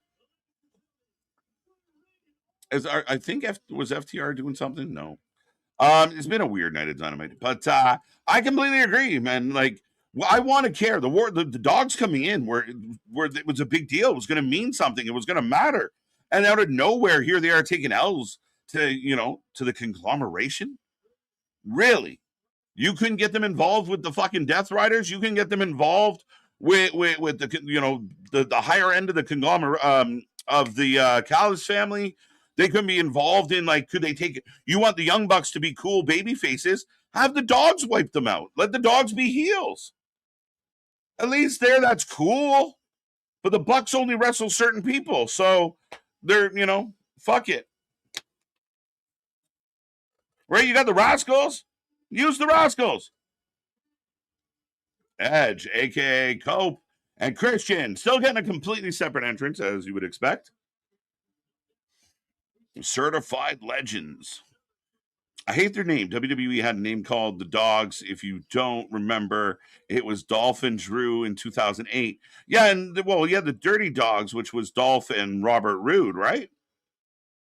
So that's why I was always sad that we never got another glorious entrance from Roode, because he always came out to the fucking Dogs entrance. Edge, great. Yeah, facts.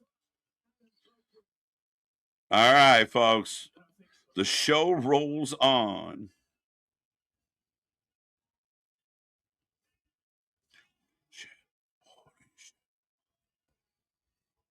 Crowd chanting, holy shit. They're getting a better response than Jericho did, guys.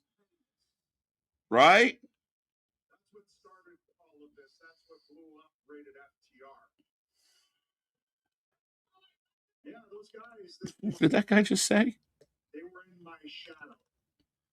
Here comes another long monologue from Adam Copeland. Everybody, take a chance to grab a fucking drink, stretch your legs, walk your dog. These Adam Copeland monologues are fucking painful.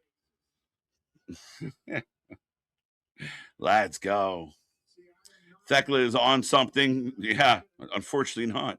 And moving on. Edge, a.k.a. Cope. My favorite tag team are dying on this show.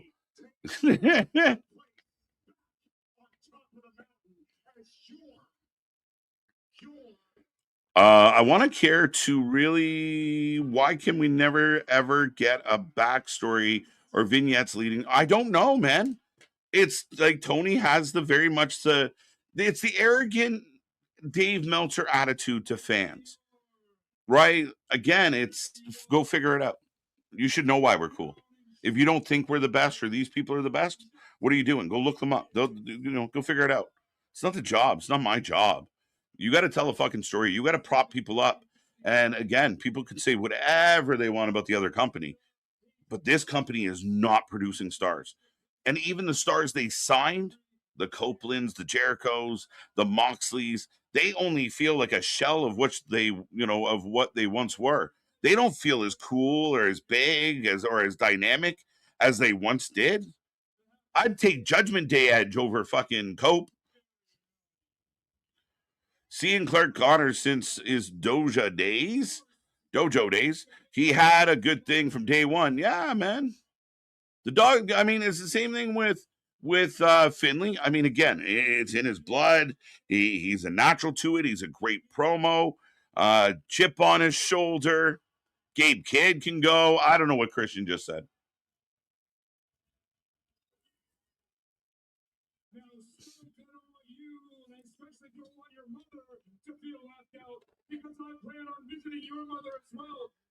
Christian's going to see Stokes' mama. Somebody call my mama. Cope and Cage. How are we celebrating Liv's Mania win next week? Let's go. Are you ready for it? I'm picking Liv. I'm spoiler alert. I'm picking Liv. As here comes FTR. Cope and Christian promo. Christian was the best part of that promo. Go figure it out. How about you just don't watch, Tony? How about we don't figure it out? We just go elsewhere. I'll pay the surcharge for the information given to me. As again, from the back, people got to remember to turn around, but they're being jumped by the Callis family.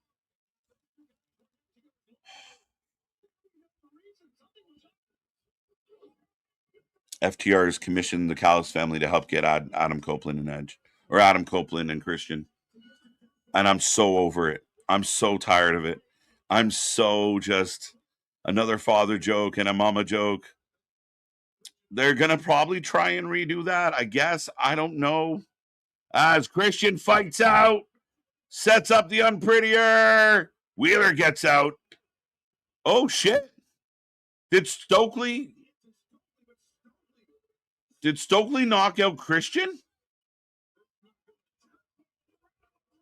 Running knee to the chair. Did Stokely knock out Christian? Yeah, what is happening, bro?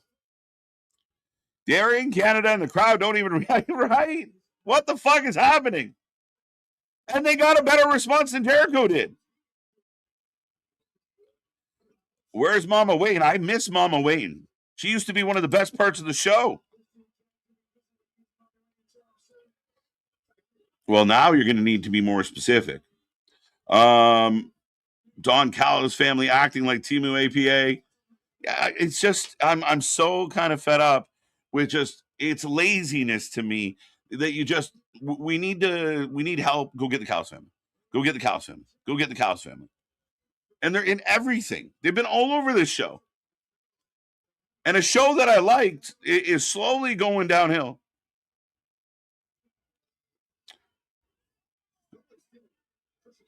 Stoke is stealing his watch.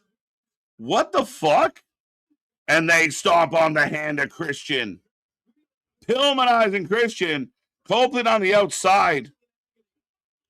Indisposed. Stoke with a spear. What is Stokely getting his licks in? I'm sorry. Why is Christian getting beat up by the manager of anybody? What the fuck are we doing? They're booing. You son of a bitch. After Liv feud because WWE doing her no faves. We'll see. I got no problem with that. I think that's a bit of a reach. She's fine. He took Christian's watch. Yeah, why would you do that? That seems so unnecessary.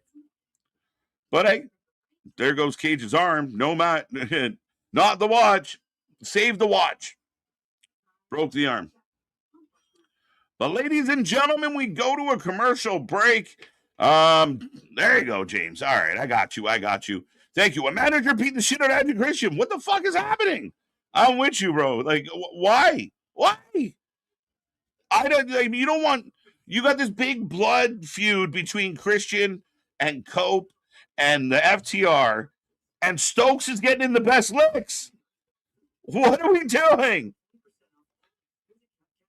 They Pillmanized. How edgy.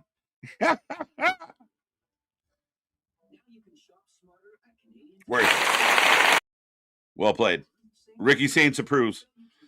Yeah, I mean, Stokes should be the guy that gets out of the way or causes the distraction. But, and again, you have a manager and you're everybody hiring mercenaries as a way to get like around stuff.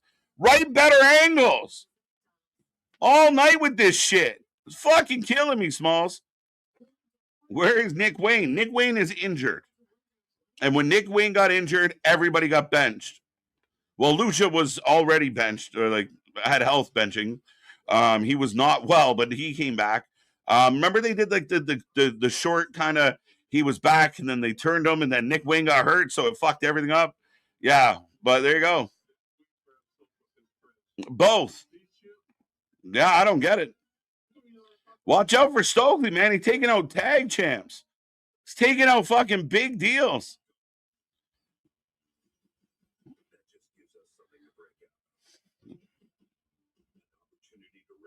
See, yeah, I think so. They're going to win it in Vancouver, run with it for a while. I think. I could be wrong, but that's what it feels like here.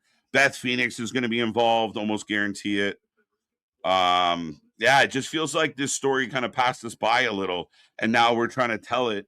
But it's one of those things like we ever tell somebody about how, dude, you got to see this movie. It's so good. And, they overhype it and it's just never that good. That's what this feels like.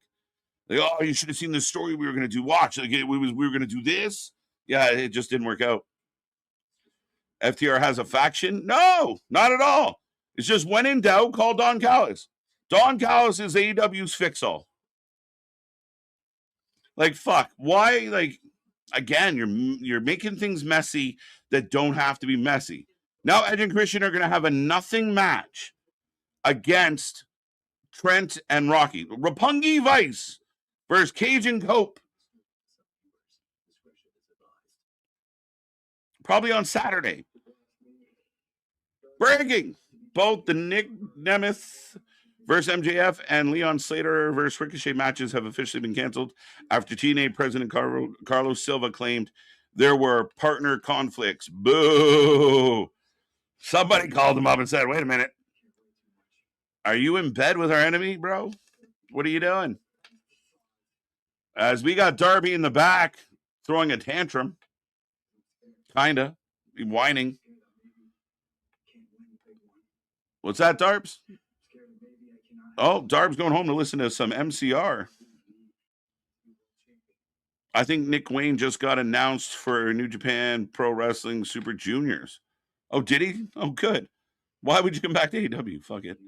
Nick Wayne looking like Javon Evans in WWE. Like, damn, that could have been me. Again, the one company is doing a lot better making stars. Breaking Bow, I got that one. Thank you, 316. If that's true, that's interesting.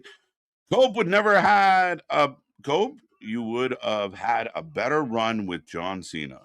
Nair, my God, I love it. Let's go. Darby been non-title feuds almost all year. Apparently, all they keep saying they're leading to the world title. They're leading to the world title. When he was hot and kind of on an upward trajectory, and he could have beat John Moxley to kind of been like the underdog that saved the day, that was the time. But they didn't strike oil. They didn't strike iron while it was hot either, because that's what I wanted to say. They didn't do any of that. They just, he went and climbed a mountain. Then he came back, and his match with Moxley was garbage. And anybody want to try and convince me that coffin match with Moxley wasn't garbage? I'm sorry. It was garbage. But here comes the United Empire. Chaos in Canada. Why are we doing this? I didn't even catch it. Did they really dive into this was happening? Did they say this was going down? I feel like they didn't sell us nearly enough on this.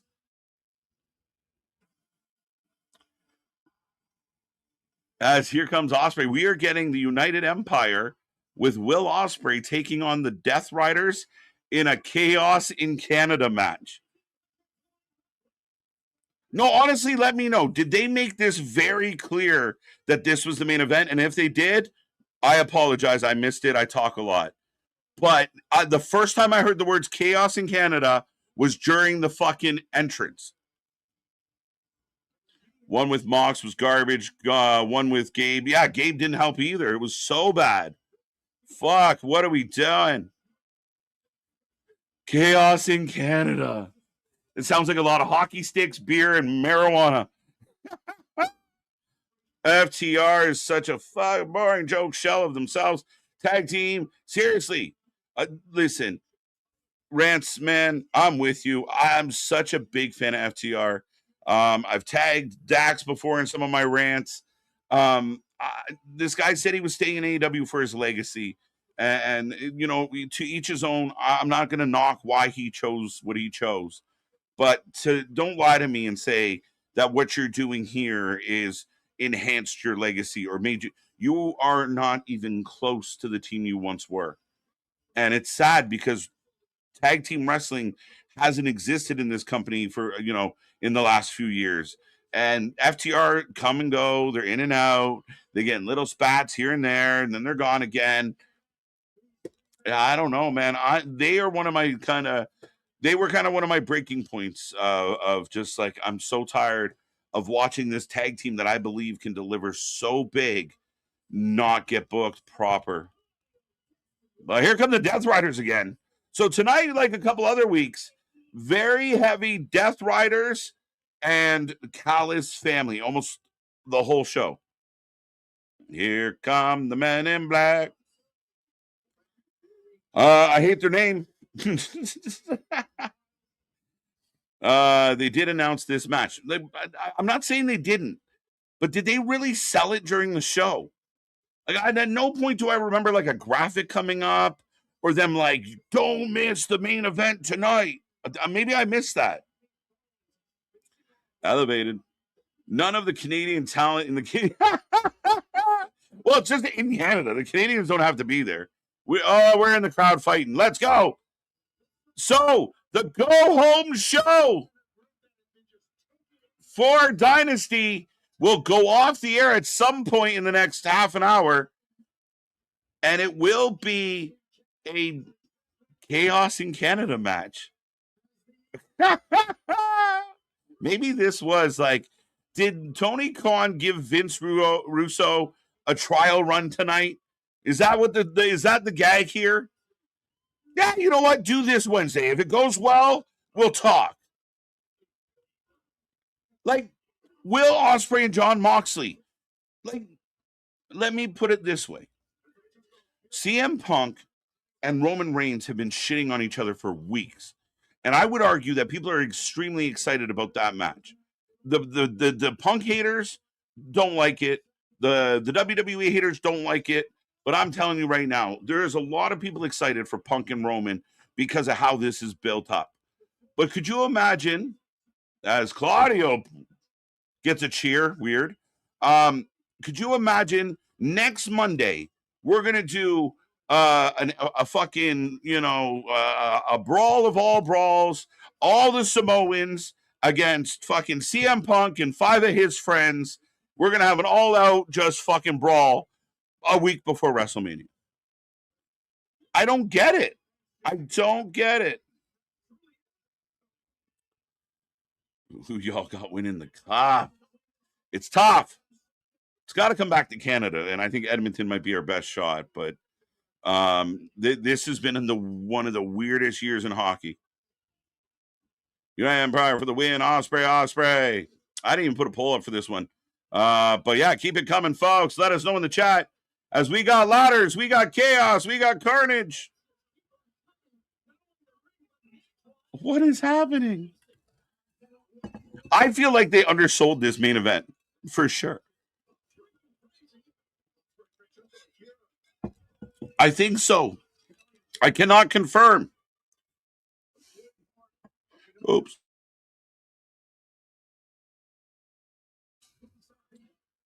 Oh no.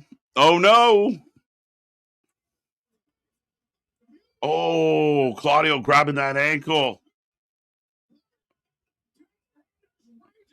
Here, I'm worried about Claudio here, folks. That looked painful. Tonight's show was not good. It started so well. Who's your favorite Death Rider member? Oh shit, right? Where's Kenny? No Kenny tonight. No Swerve. I heard Swerve's taking time off, which made no sense to me. No Brody King tonight. He's getting ready for House of Glory next week, by the way. We will be live for House of Glory as Brody King takes on Zilla, I do believe. Why is Ospreay doing one of these? I don't know. Why are you doing it? Like you have Moxley to some within AEW. Moxley's one of your top guys. Will Ospreay is one of your top guys. And you got them jumping off shit and doing this kind of match days before a pay-per-view match. It's counterintuitive. It's no different. You had Ospreay versus Pac. Moxley's never going to live up to it. It's no different than like Moxley Jericho would be a better rivalry because they can have that kind of match together, a slow old man match. But I don't get it. I don't get it. I always liked House of Glory from AEW. I like House of Glory a lot. Again, shake my fucking head. Who is the actual Fook? Is United Empire? Who, Tony? Who? All you had to do was run one little video package or backstage. I mean, Ospreay said, "These are my friends. These are my pals." Right? He's a champion. Right, bruv? That's what he said. He said it, did he not? These are my buddies. So, Will Ospreay phoned a few friends, and here they are in the main event of Dynamite. Jeez. All right. No MJF tonight, right? I don't remember. That's sad if he was here and I don't remember. Shit. I'm lost because I keep up with AEW online, rarely watch weekly. Fair enough. Yes, we do know this. Now we know this, but I do think Rant's point is you can't just own that, and the cameraman should not be zooming in on the guys taking a knee outside the ring having a powwow. Like, what are we doing? Sabres. Listen, I give my buddy Nick shit about Buffalo all the time. I don't even know if he's a Sabres fan, but at the end of the day, they like just an unbelievable season for them. I believe did they get their X? I think they got their X a couple days ago. Avalanche are on fire, like come on. But the West is going to be very interesting, very tight, very hard hitting as always. I really would like the NHL to reconsider the playoff format. WrestleMania, nothing bigger than Vince Super Bowl. Let's go. As Ospreay's got the crowd on their feet. This is the loudest and most energized the crowd has been since the beginning of the show. It's a really weird show. Like, we're going to do ratings when this match ends. We take a rating out of 10 for every single match. And it's a really odd show because there was some decent stuff, but it felt like the middle of the show meant nothing. Can we just get fun 8-man sometimes? Not a multi-man's needs stips. I would settle for more. Just again, you tell me this is where the best wrestle. Show me good you told me this is where the best wrestle, and I showed up to watch, and it's more like street ball instead of the pros. I say that all the time. It's fun. It's super cool, but it's not the pros. It's not where the best play. Chaos in Canada. Let's go. Claudio's back. I guess his ankle's feeling okay as Akira landed on it. And look, Big backbreaker by Claudio. I'm more excited that if Ospreay was fighting Claudio on Sunday. Claudio's mobile. He is limping. He's back to limping. Earlier during the tope, Akira fell on his ankle. Usually when you're selling your upper body on a tope, and I hope that Claudio didn't bum up his ankle a little bit. Reminds me of SmackDown 2015 with all these tag team. Yeah. Is Teddy Long back there booking? That roll tide that doesn't help me with the TK job. To show me the video or something. Why? Yeah, I understand. And I think Google that is shitty. Oh, Daniel Garcia still got his jacket on. I thought a fan got in the ring. Yeah, Google it is not the right answer. And I think you got to make sure you very clear. And there are a lot of people that have come in that without a whole lot of explanation as to who they are. And some lead up. Like, I like when they tease somebody a little. As Death Riders, Danny and Claudio teaming up. Moxley staggering around the arena. Yes, they did. Thank you. I thought so. No. Omega is speaking after the main event. Overrun. Wait, no. We're gonna follow a Kenny segment? What? Fuck, I forgot. What are we doing? Oh shit. What are we doing? It was fucking dumb. So fucking dumb. He's crashed. Help me. WWE does it a lot. I might have missed something there. Something about to happen. What? This has gone really slow. It's typical Moxley. It's so boring. He's biting again. I don't find this exciting wrestling. It's not because he bit him. It was just coincidence. But it's just stand around and do fuck all. Where is the pace? Where is it? It's so fucking lame.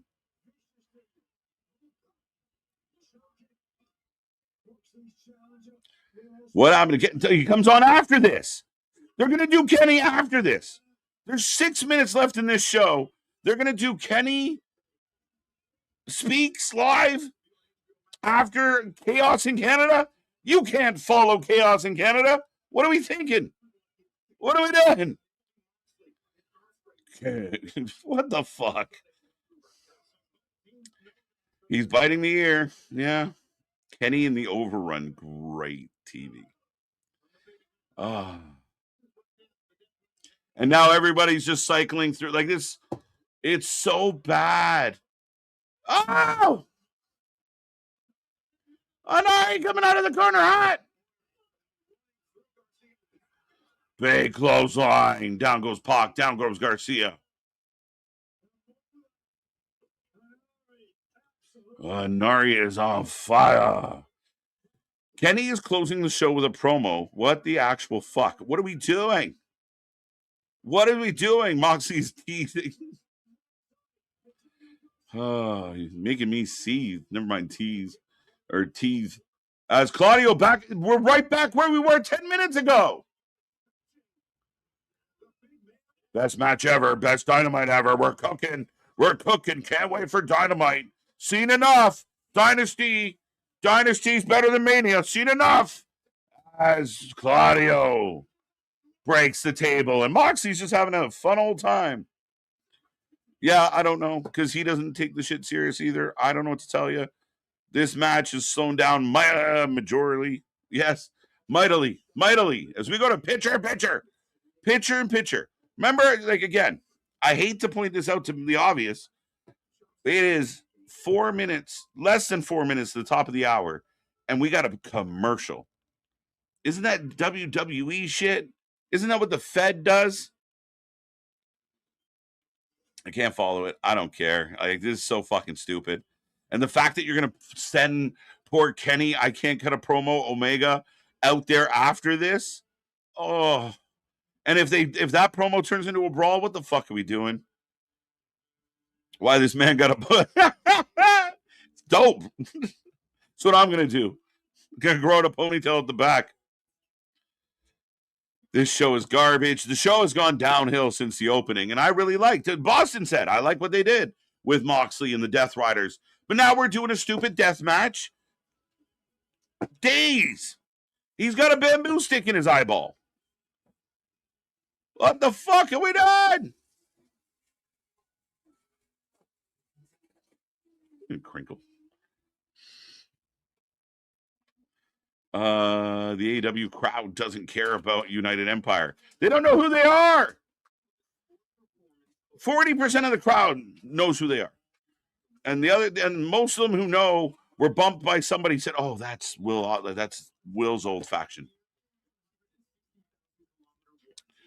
Honestly, outside of the opening brawl and Willow's match, it was a bad show. I'm kind of with you.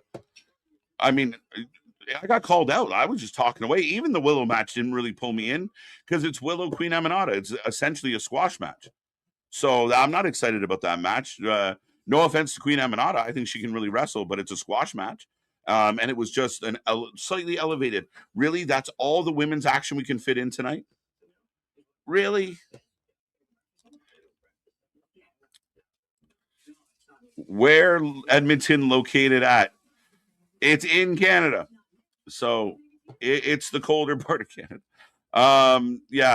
Edmonton is west. It's in Alberta. It's northwest for me. Are they trying to outdo the Brock Oba segment? They're not going about it the right fucking way. I never connected that dot. But that's what'll happen is Kenny will come out and then MJF will come out. Look, it's awesome tonight. What was awesome? Let me know. What did you like? Because I'm struggling. I'm struggling with this one. Our friend that's Oilers fan. Good stuff. I want to know. What do you got, Till?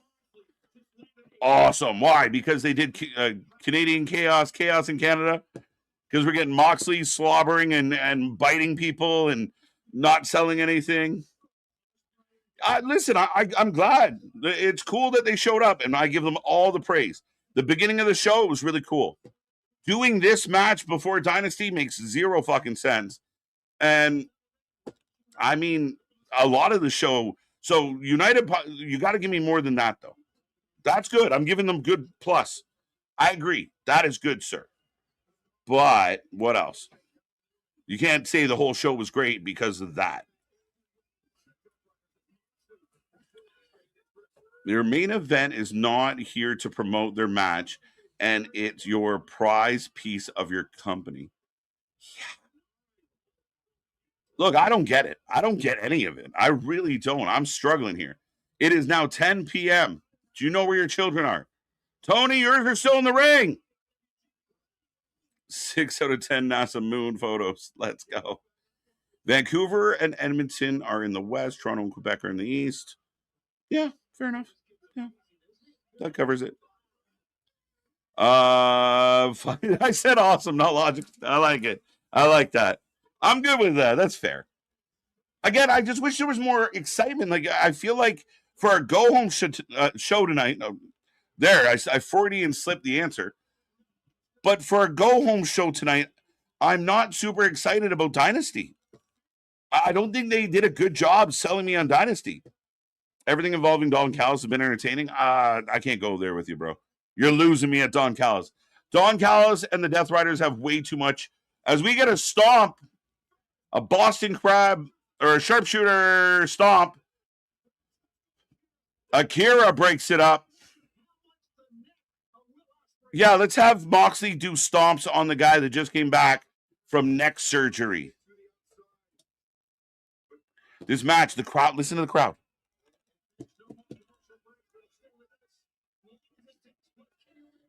$60 Canadian. Let's go. It's probably 65. I'm not going to lie. Oh. This little man Moxley shoves him down because he doesn't sell anything. There we go. Moxley flicks him off again. And then Moxley pops him because I am the Terminator. The fuck are we doing? The protege of Will Ospreay. Oh, and then Moxley kicks him in the leg. Moxley has yet to sell even one move. I'm sorry. Moxley is fucking brutal. Moxley ruins anything and everything he gets near. I don't want to. I'm sorry. He's just not good. Look, here, the drunk wobbly thing he does. Everybody, let's do a trick. Double cutters. Double pin for no reason. You only have to pin one, fucker, idiots. All good, bro. Got you. I got you. It's like $40 US. It's close.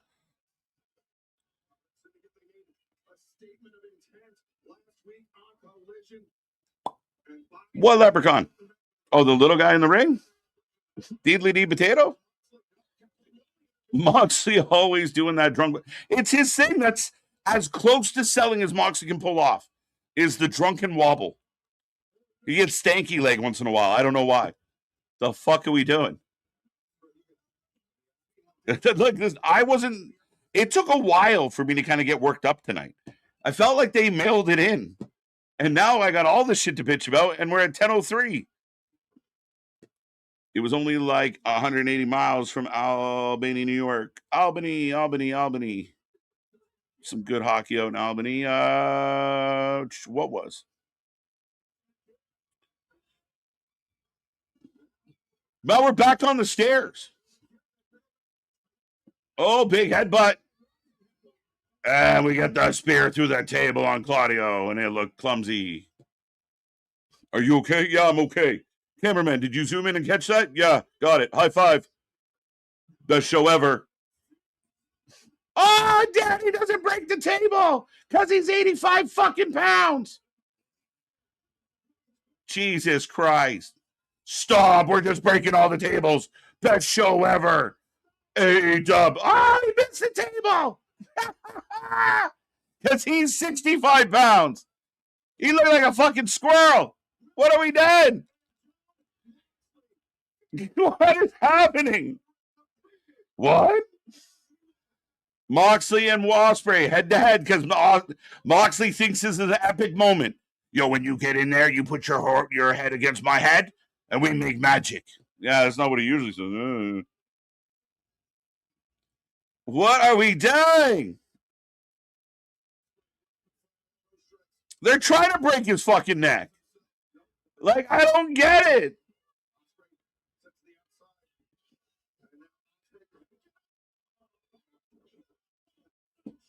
Paradigm shift. Ospreay folded up. And another one. Let's just destroy this fucking guy. Fuck it. Botches everywhere. Botches just the best show ever, guys. They did this thing called Chaos in Canada. That's like another country. That's like a different chaos. It was so good. They broke tables. There was like 4 broken tables. 2 didn't quite break. So good. Best ever. So hot right now. The best. Let's fucking go. Moxley through a table. Ospreay pit. Yo, what the fuck?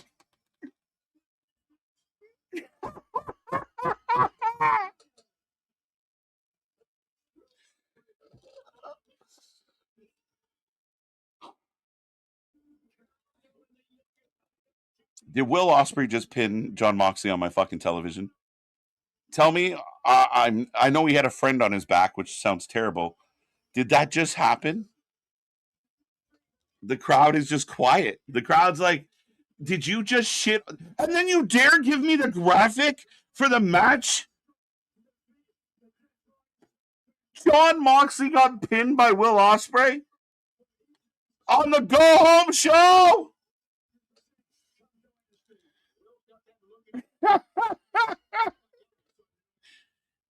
Oh, wait, there's more.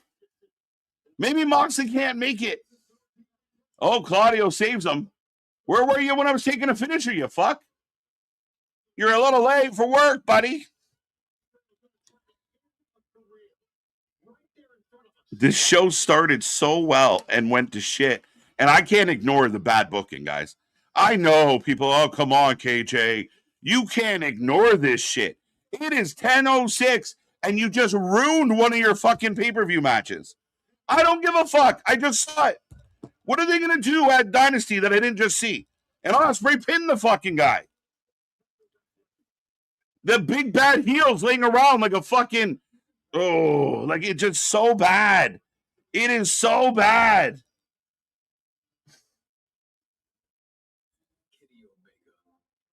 And now we go to a video package for Kenny Omega. We couldn't get one for the fucking United Empire, but let's get a video package for Kenny Omega at 10:07. I think tonight's show really did it for me. Having hope, my dead-ass Tony Khan didn't. Oh, dude, I was like, people are joking that Russo might have booked this one. Tells me his Mox going over at Dynasty, which is fucking worse. They shouldn't have been in the ring together tonight.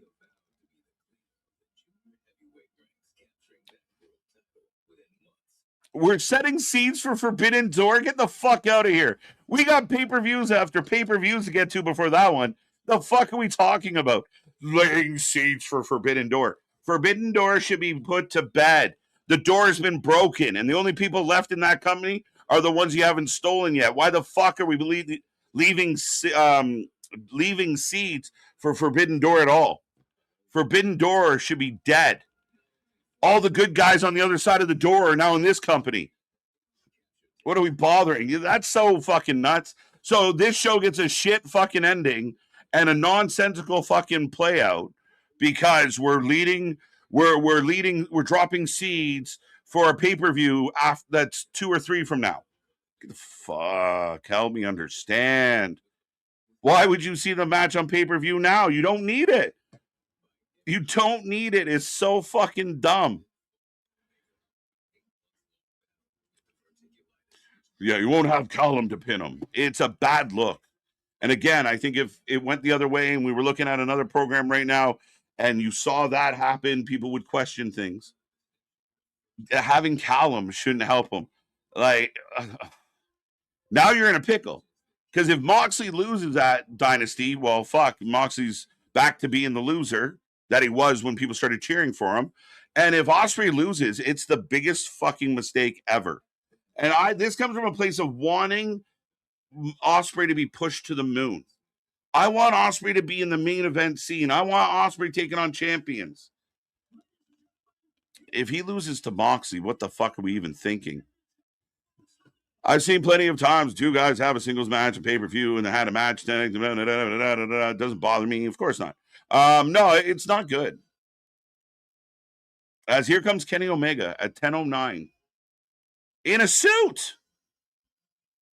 Oh.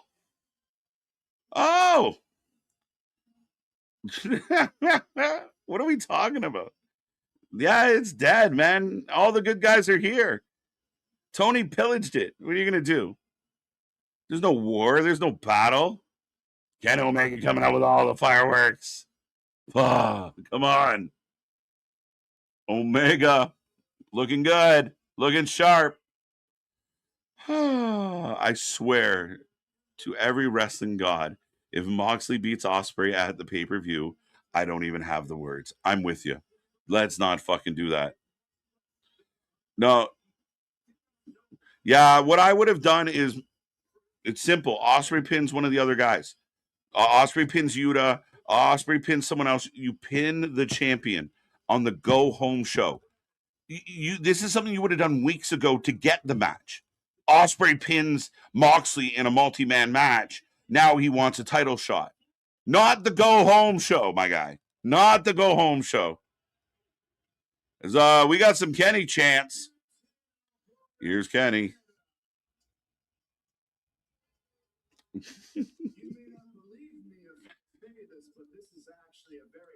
Yuta wasn't even in the match. Shit. That's right. It was Pac. They look alike now. It's really fucking troubling. 10-10.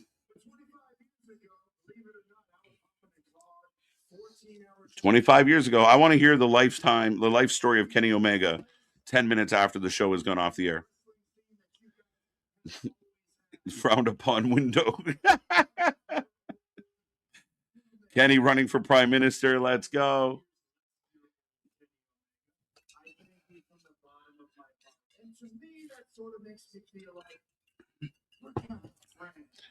Kenny looks good himself in AEW.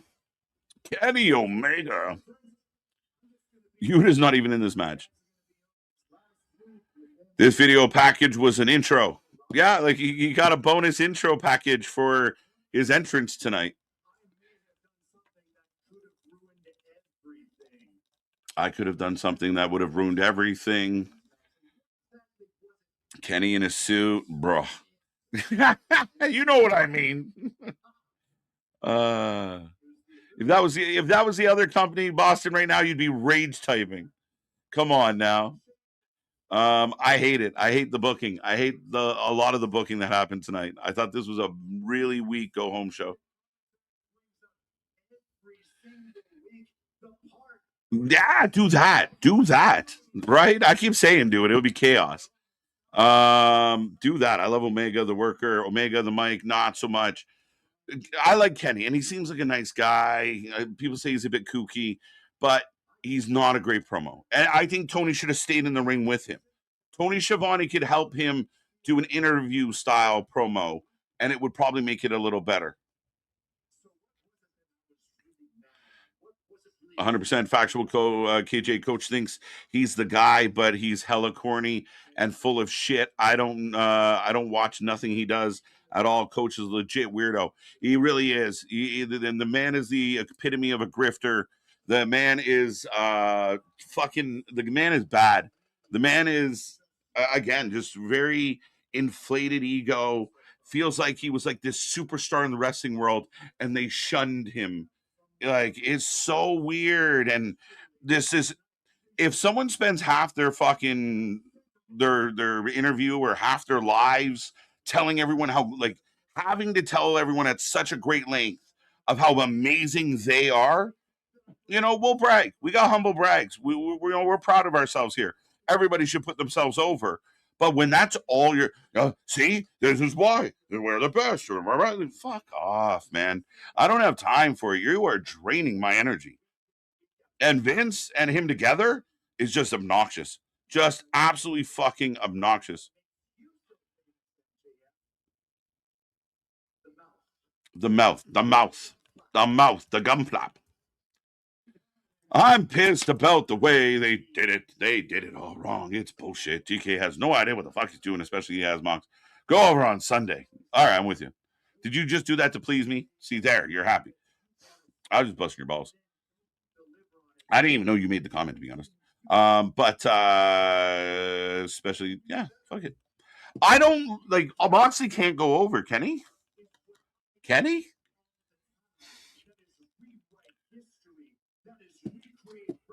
Why is this fucking happening at 10:15? I want to go to bed.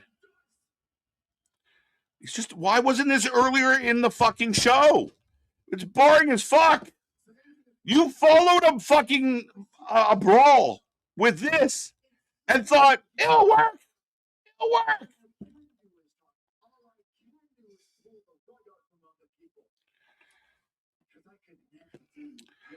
Oh, it's Tony Khan.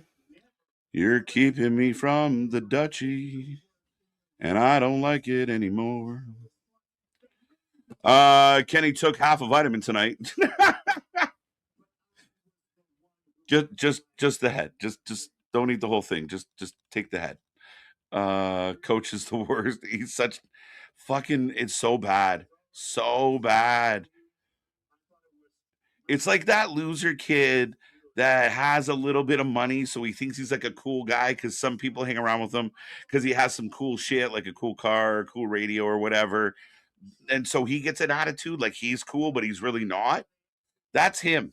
That's like, Coach hung around with some cool people, and now Coach thinks he's cool. Moxley can drop the belt, and eventually we get the Death Rider's departure. I've been begging for. You've been okay.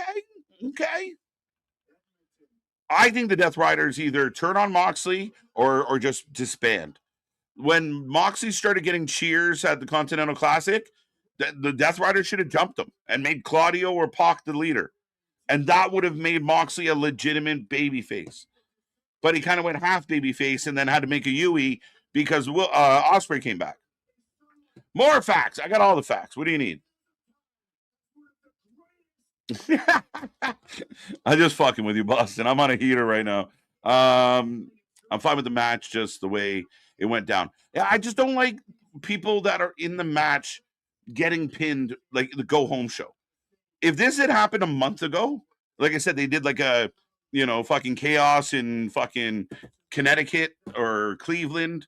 I would be perfectly fine with, oh shit, Ospreay's back and he pinned Moxley. Now we got a thing. Oh, well, he won't have his friend, but one night only, these guys show up. And remember how badass the Death Riders were? The Brits showed up and fucked their shit up quick. This is fucking, I can't even listen to this, guys. Is he trying to sell me a Veg-O-Matic? Bob's your uncle, Betty's your aunt. Oh, magic. Whoo! What is this? What is this? We make stars in AEW. Watch. Watch. Go out there, Kenny. Show them our stars. Best Dynamite ever, bro. Let's go. A-dubs. Clean up. Yeah, isn't it? Doesn't that what he hung around cool kids? So now this motherfucker think he's cool. And he's not even close. And then what he finds is other fucking losers like Russo, and then they can hang out together, so he still feels cool. But we get MJF's music. Oh, we're rolling out the carpet. Let's roll out the carpet at 10:18. Tony's gone buck wild. I want to know when he gets cut off the air. My shit just going to turn off. I turned it off. Why the fuck are we listening to this right now? This segment is a show opener or a middle of the show. Fuck this segment. I'm falling asleep.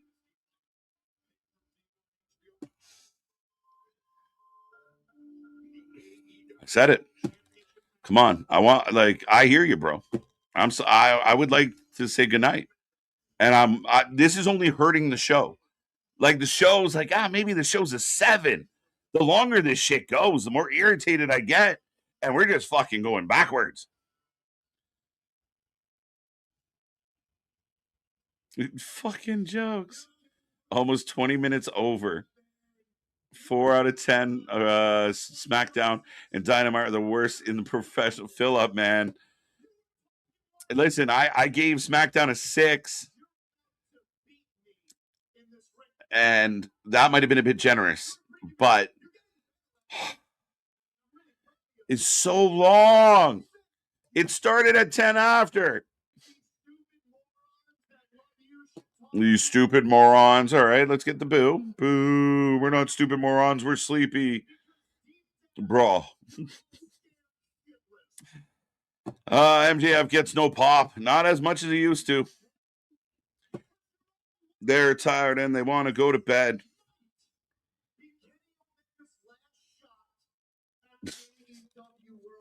Oh, fuck. I need to get off this stream. Like the stream. Hit all the buttons, folks. Don't forget, like, share, subscribe, be a friend, tell a friend. We got so much coming your way. Kenny's still in the ring. I can't even do a post show yet because the post show hasn't started. If this sends with Kenny bleeding all over the ring, my tune might change. This is still bad. Can we just put out our ratings in this so we can? No, I'm good, Bradley. Bradley's like, get off. Go away. Go to bed. What do you want me to do? Blame TK. Sorry, Spaz. You got to delay your shit. Fucking hell.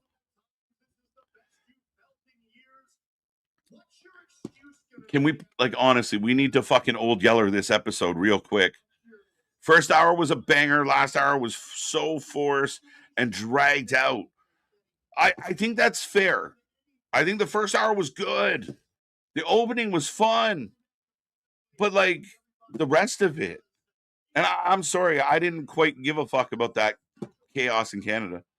I you find better chaos at the local convenience store down the road, fucking in the parking lot most weekends. What are we fucking talking about? Wrestling fans should not be begging to go home. Wrestling is we're trying to revive it, Paul. One show at a time. Why is this happening?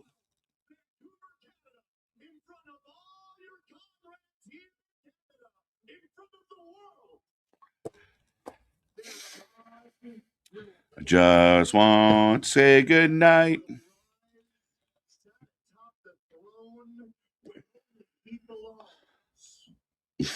I'm sorry, man. Blame TK. I don't know what to tell you, bro. I'm more awake if Kenny gets his ass bloodied. Yeah, I mean, but at this point, can we just say goodnight? Like, I mean, do we need bleeding? Like, how long will that take?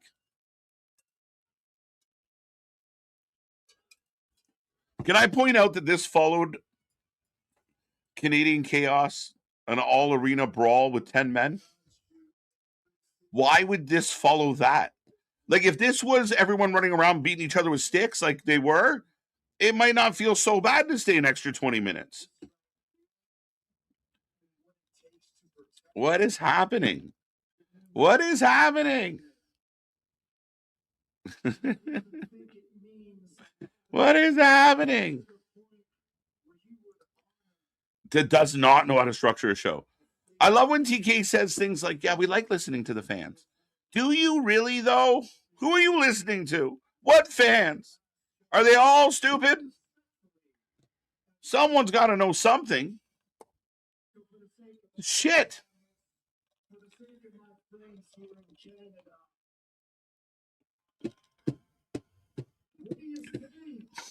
Now, like we've been saying, like we've seen, whether you like the Cody stuff or not, you see these big promos by Cody, by Randy. You see promos by a guy like Pat that people are mad about, but think how good that promo was. You got Oba, Brock, Roman, Punk. And this is the competition. This is the top, the two best at where the best wrestle. The best wrestling show in the world. This is the two best. And this is what we're doing. This is the most exciting shit you got.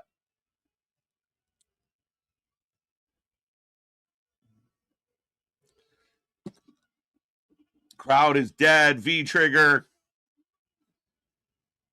The poor crowd. They cheered, though. They cheered for finally some action. Tony Khan gave us a 30-minute overrun for this. Oh my God, just end that. Shut up. Oh, shit. I know you. I've studied you. That's creepy. That's creepy, Kenny. No, I'm kidding. It's gonna be. He kind of does like a Triple H impression a little bit, but like a weak one. We're gonna wrestle. It's gonna be good. We'll go 1-on-1. I bid you adieu. Goodbye. And good night. I have your pinky ring. Bye-bye. Finally. Fuck this show. Shit! Just to be clear, that whole segment, that whole situation, like, why didn't you cut some of the bullshit we had to watch out of the main show? Well, instead of having Don Callis on the show 15 times, fit your world champion in before 10 o'clock. You fucking idiot. What are we doing? Stay calm. Stay calm. Trying. Bullshit.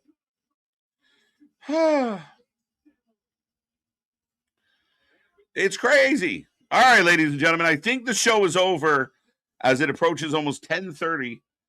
Kenny's celebrating MJF again. MJF is the dumbest fucking heel in the history of wrestling.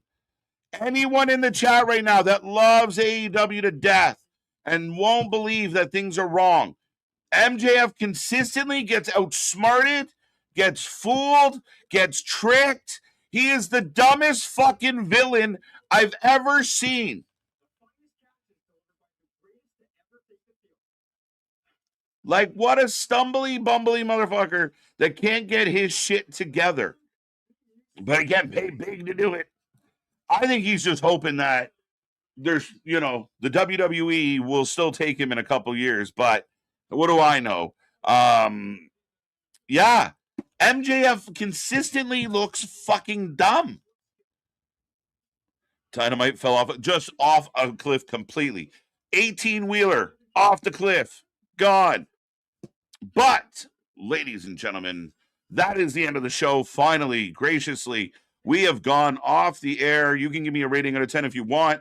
I've been here forever. But yeah, you give me a rating out of 10. Let us know how you felt about it. Don't forget, tomorrow, the preview show for WrestleMania. We will be here live at 8. And of course, Friday SmackDown. We have Dynasty on Sunday. We have Rebellion on Saturday. We got so much more coming your way. If you have fun chatting about wrestling, be a friend, tell a friend, let everyone know how you everyone know about the Wrestling for Life Network. I got distracted by a rating. I was on Discord, the whole promo, jokes. I'm at a 6. First hour, fun. Second hour, a mess. Had fun watching the last match, but they fucked up for me the way they went about it. So yeah, I thought you were, that's where I got my wires crossed. So my apologies. I thought you approved. So no passing the grade from me tonight. I'm gonna go right under that. I'm going 5. First hour, first half, I'll give you half. The first half, fine. Not a problem. I like some of the stuff. Again, the formatting of the show, the positioning of things, too much Moxley. Moxley's terrible. Moxley continues to be garbage. We're not going to get a good match with Moxley on the weekend. We still have more matches to be announced, I imagine. There's a collision coming up on Saturday.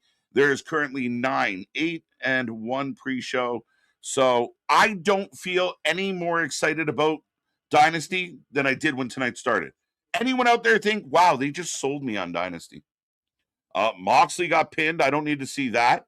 Ricochet Jericho, don't want to see that. Battle Royal, Ciampa's number 1. That might be fun. Usually isn't. What are we excited about on the Dynasty card? And did MJF and Kenny Omega just sell us on Dynasty? Are you jazzed about that? The way the fans were going nuts about some of the other stuff going on in wrestling right now that apparently is brutal, but this is the good shit? Nightmare, get some rest. AEW, 6 out of 10. Thank you, Roland. 6 out of 10. Yeah, I'm just slightly under. I'm 5. I don't care. -1 out of 10. Bash. The whole thing's garbage. Fuck it all. Again, 30-minute overrun for that. If you're going to do the overrun, make it work. Just make it for something. Make it worth it. When you run 30 minutes extra and it's not spontaneous, it is a part of the actual show. You did a 2.5-hour episode, and that 30 minutes of that 2.5 hours was garbage. It wasn't exciting. MJF looks like a loser. I don't get it. First AEW show I gave this low of a rating in a long time.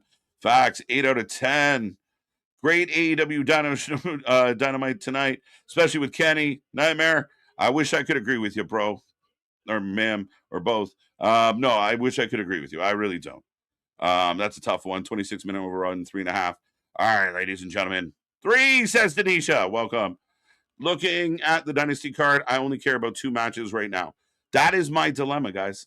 Ciampa in the gauntlet, that shall be all right. Thekla Hater should be okay, but I don't feel like there was a lot of build. Was Jamie on this show tonight? No. Did they? I don't remember Hater on. Maybe I missed her. And then you just put the Brawling Birds together. Know what we should do with our brand new tag team? Put them in singles matches on the pay-per-view. Sounds good to me. Book it.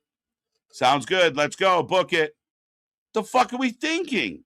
That doesn't even sound sensible. The Young Bucks against the Callis family, I honestly don't care.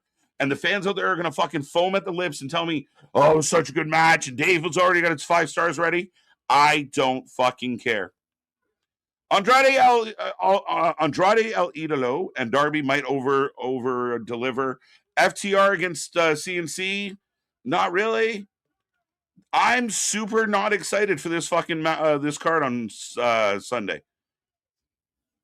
But that's it. All right, folks. I'm packing it in. I'm done for the night. I've said enough. We are back tomorrow, 8 p.m. as always. Like I said, go check out our socials. Click the links below. Our big WrestleMania preview show. We're going to talk all about it. I guarantee there's going to be lots to argue about, lots to get into. But now I'm in my own 30-minute overrun. But the gauntlet match, Jason, we'll see. I hope KG doesn't run into Urkel or Malcolm tonight. They're in trouble. But that's another Dynamite. I think Tony can do better. I'm not that excited about Dynasty, but we will be here live for all of it. Remember, folks, the wrestling might suck. We never do. Like, share, subscribe, be a friend, tell a friend. And big shout out to everyone out there. And on behalf of Anthony, on behalf of Big Nick, I'm Mr. Everynight KJ White. Have a good night. Wait. Bye for now. Would you like butter on that, sir? I think I would.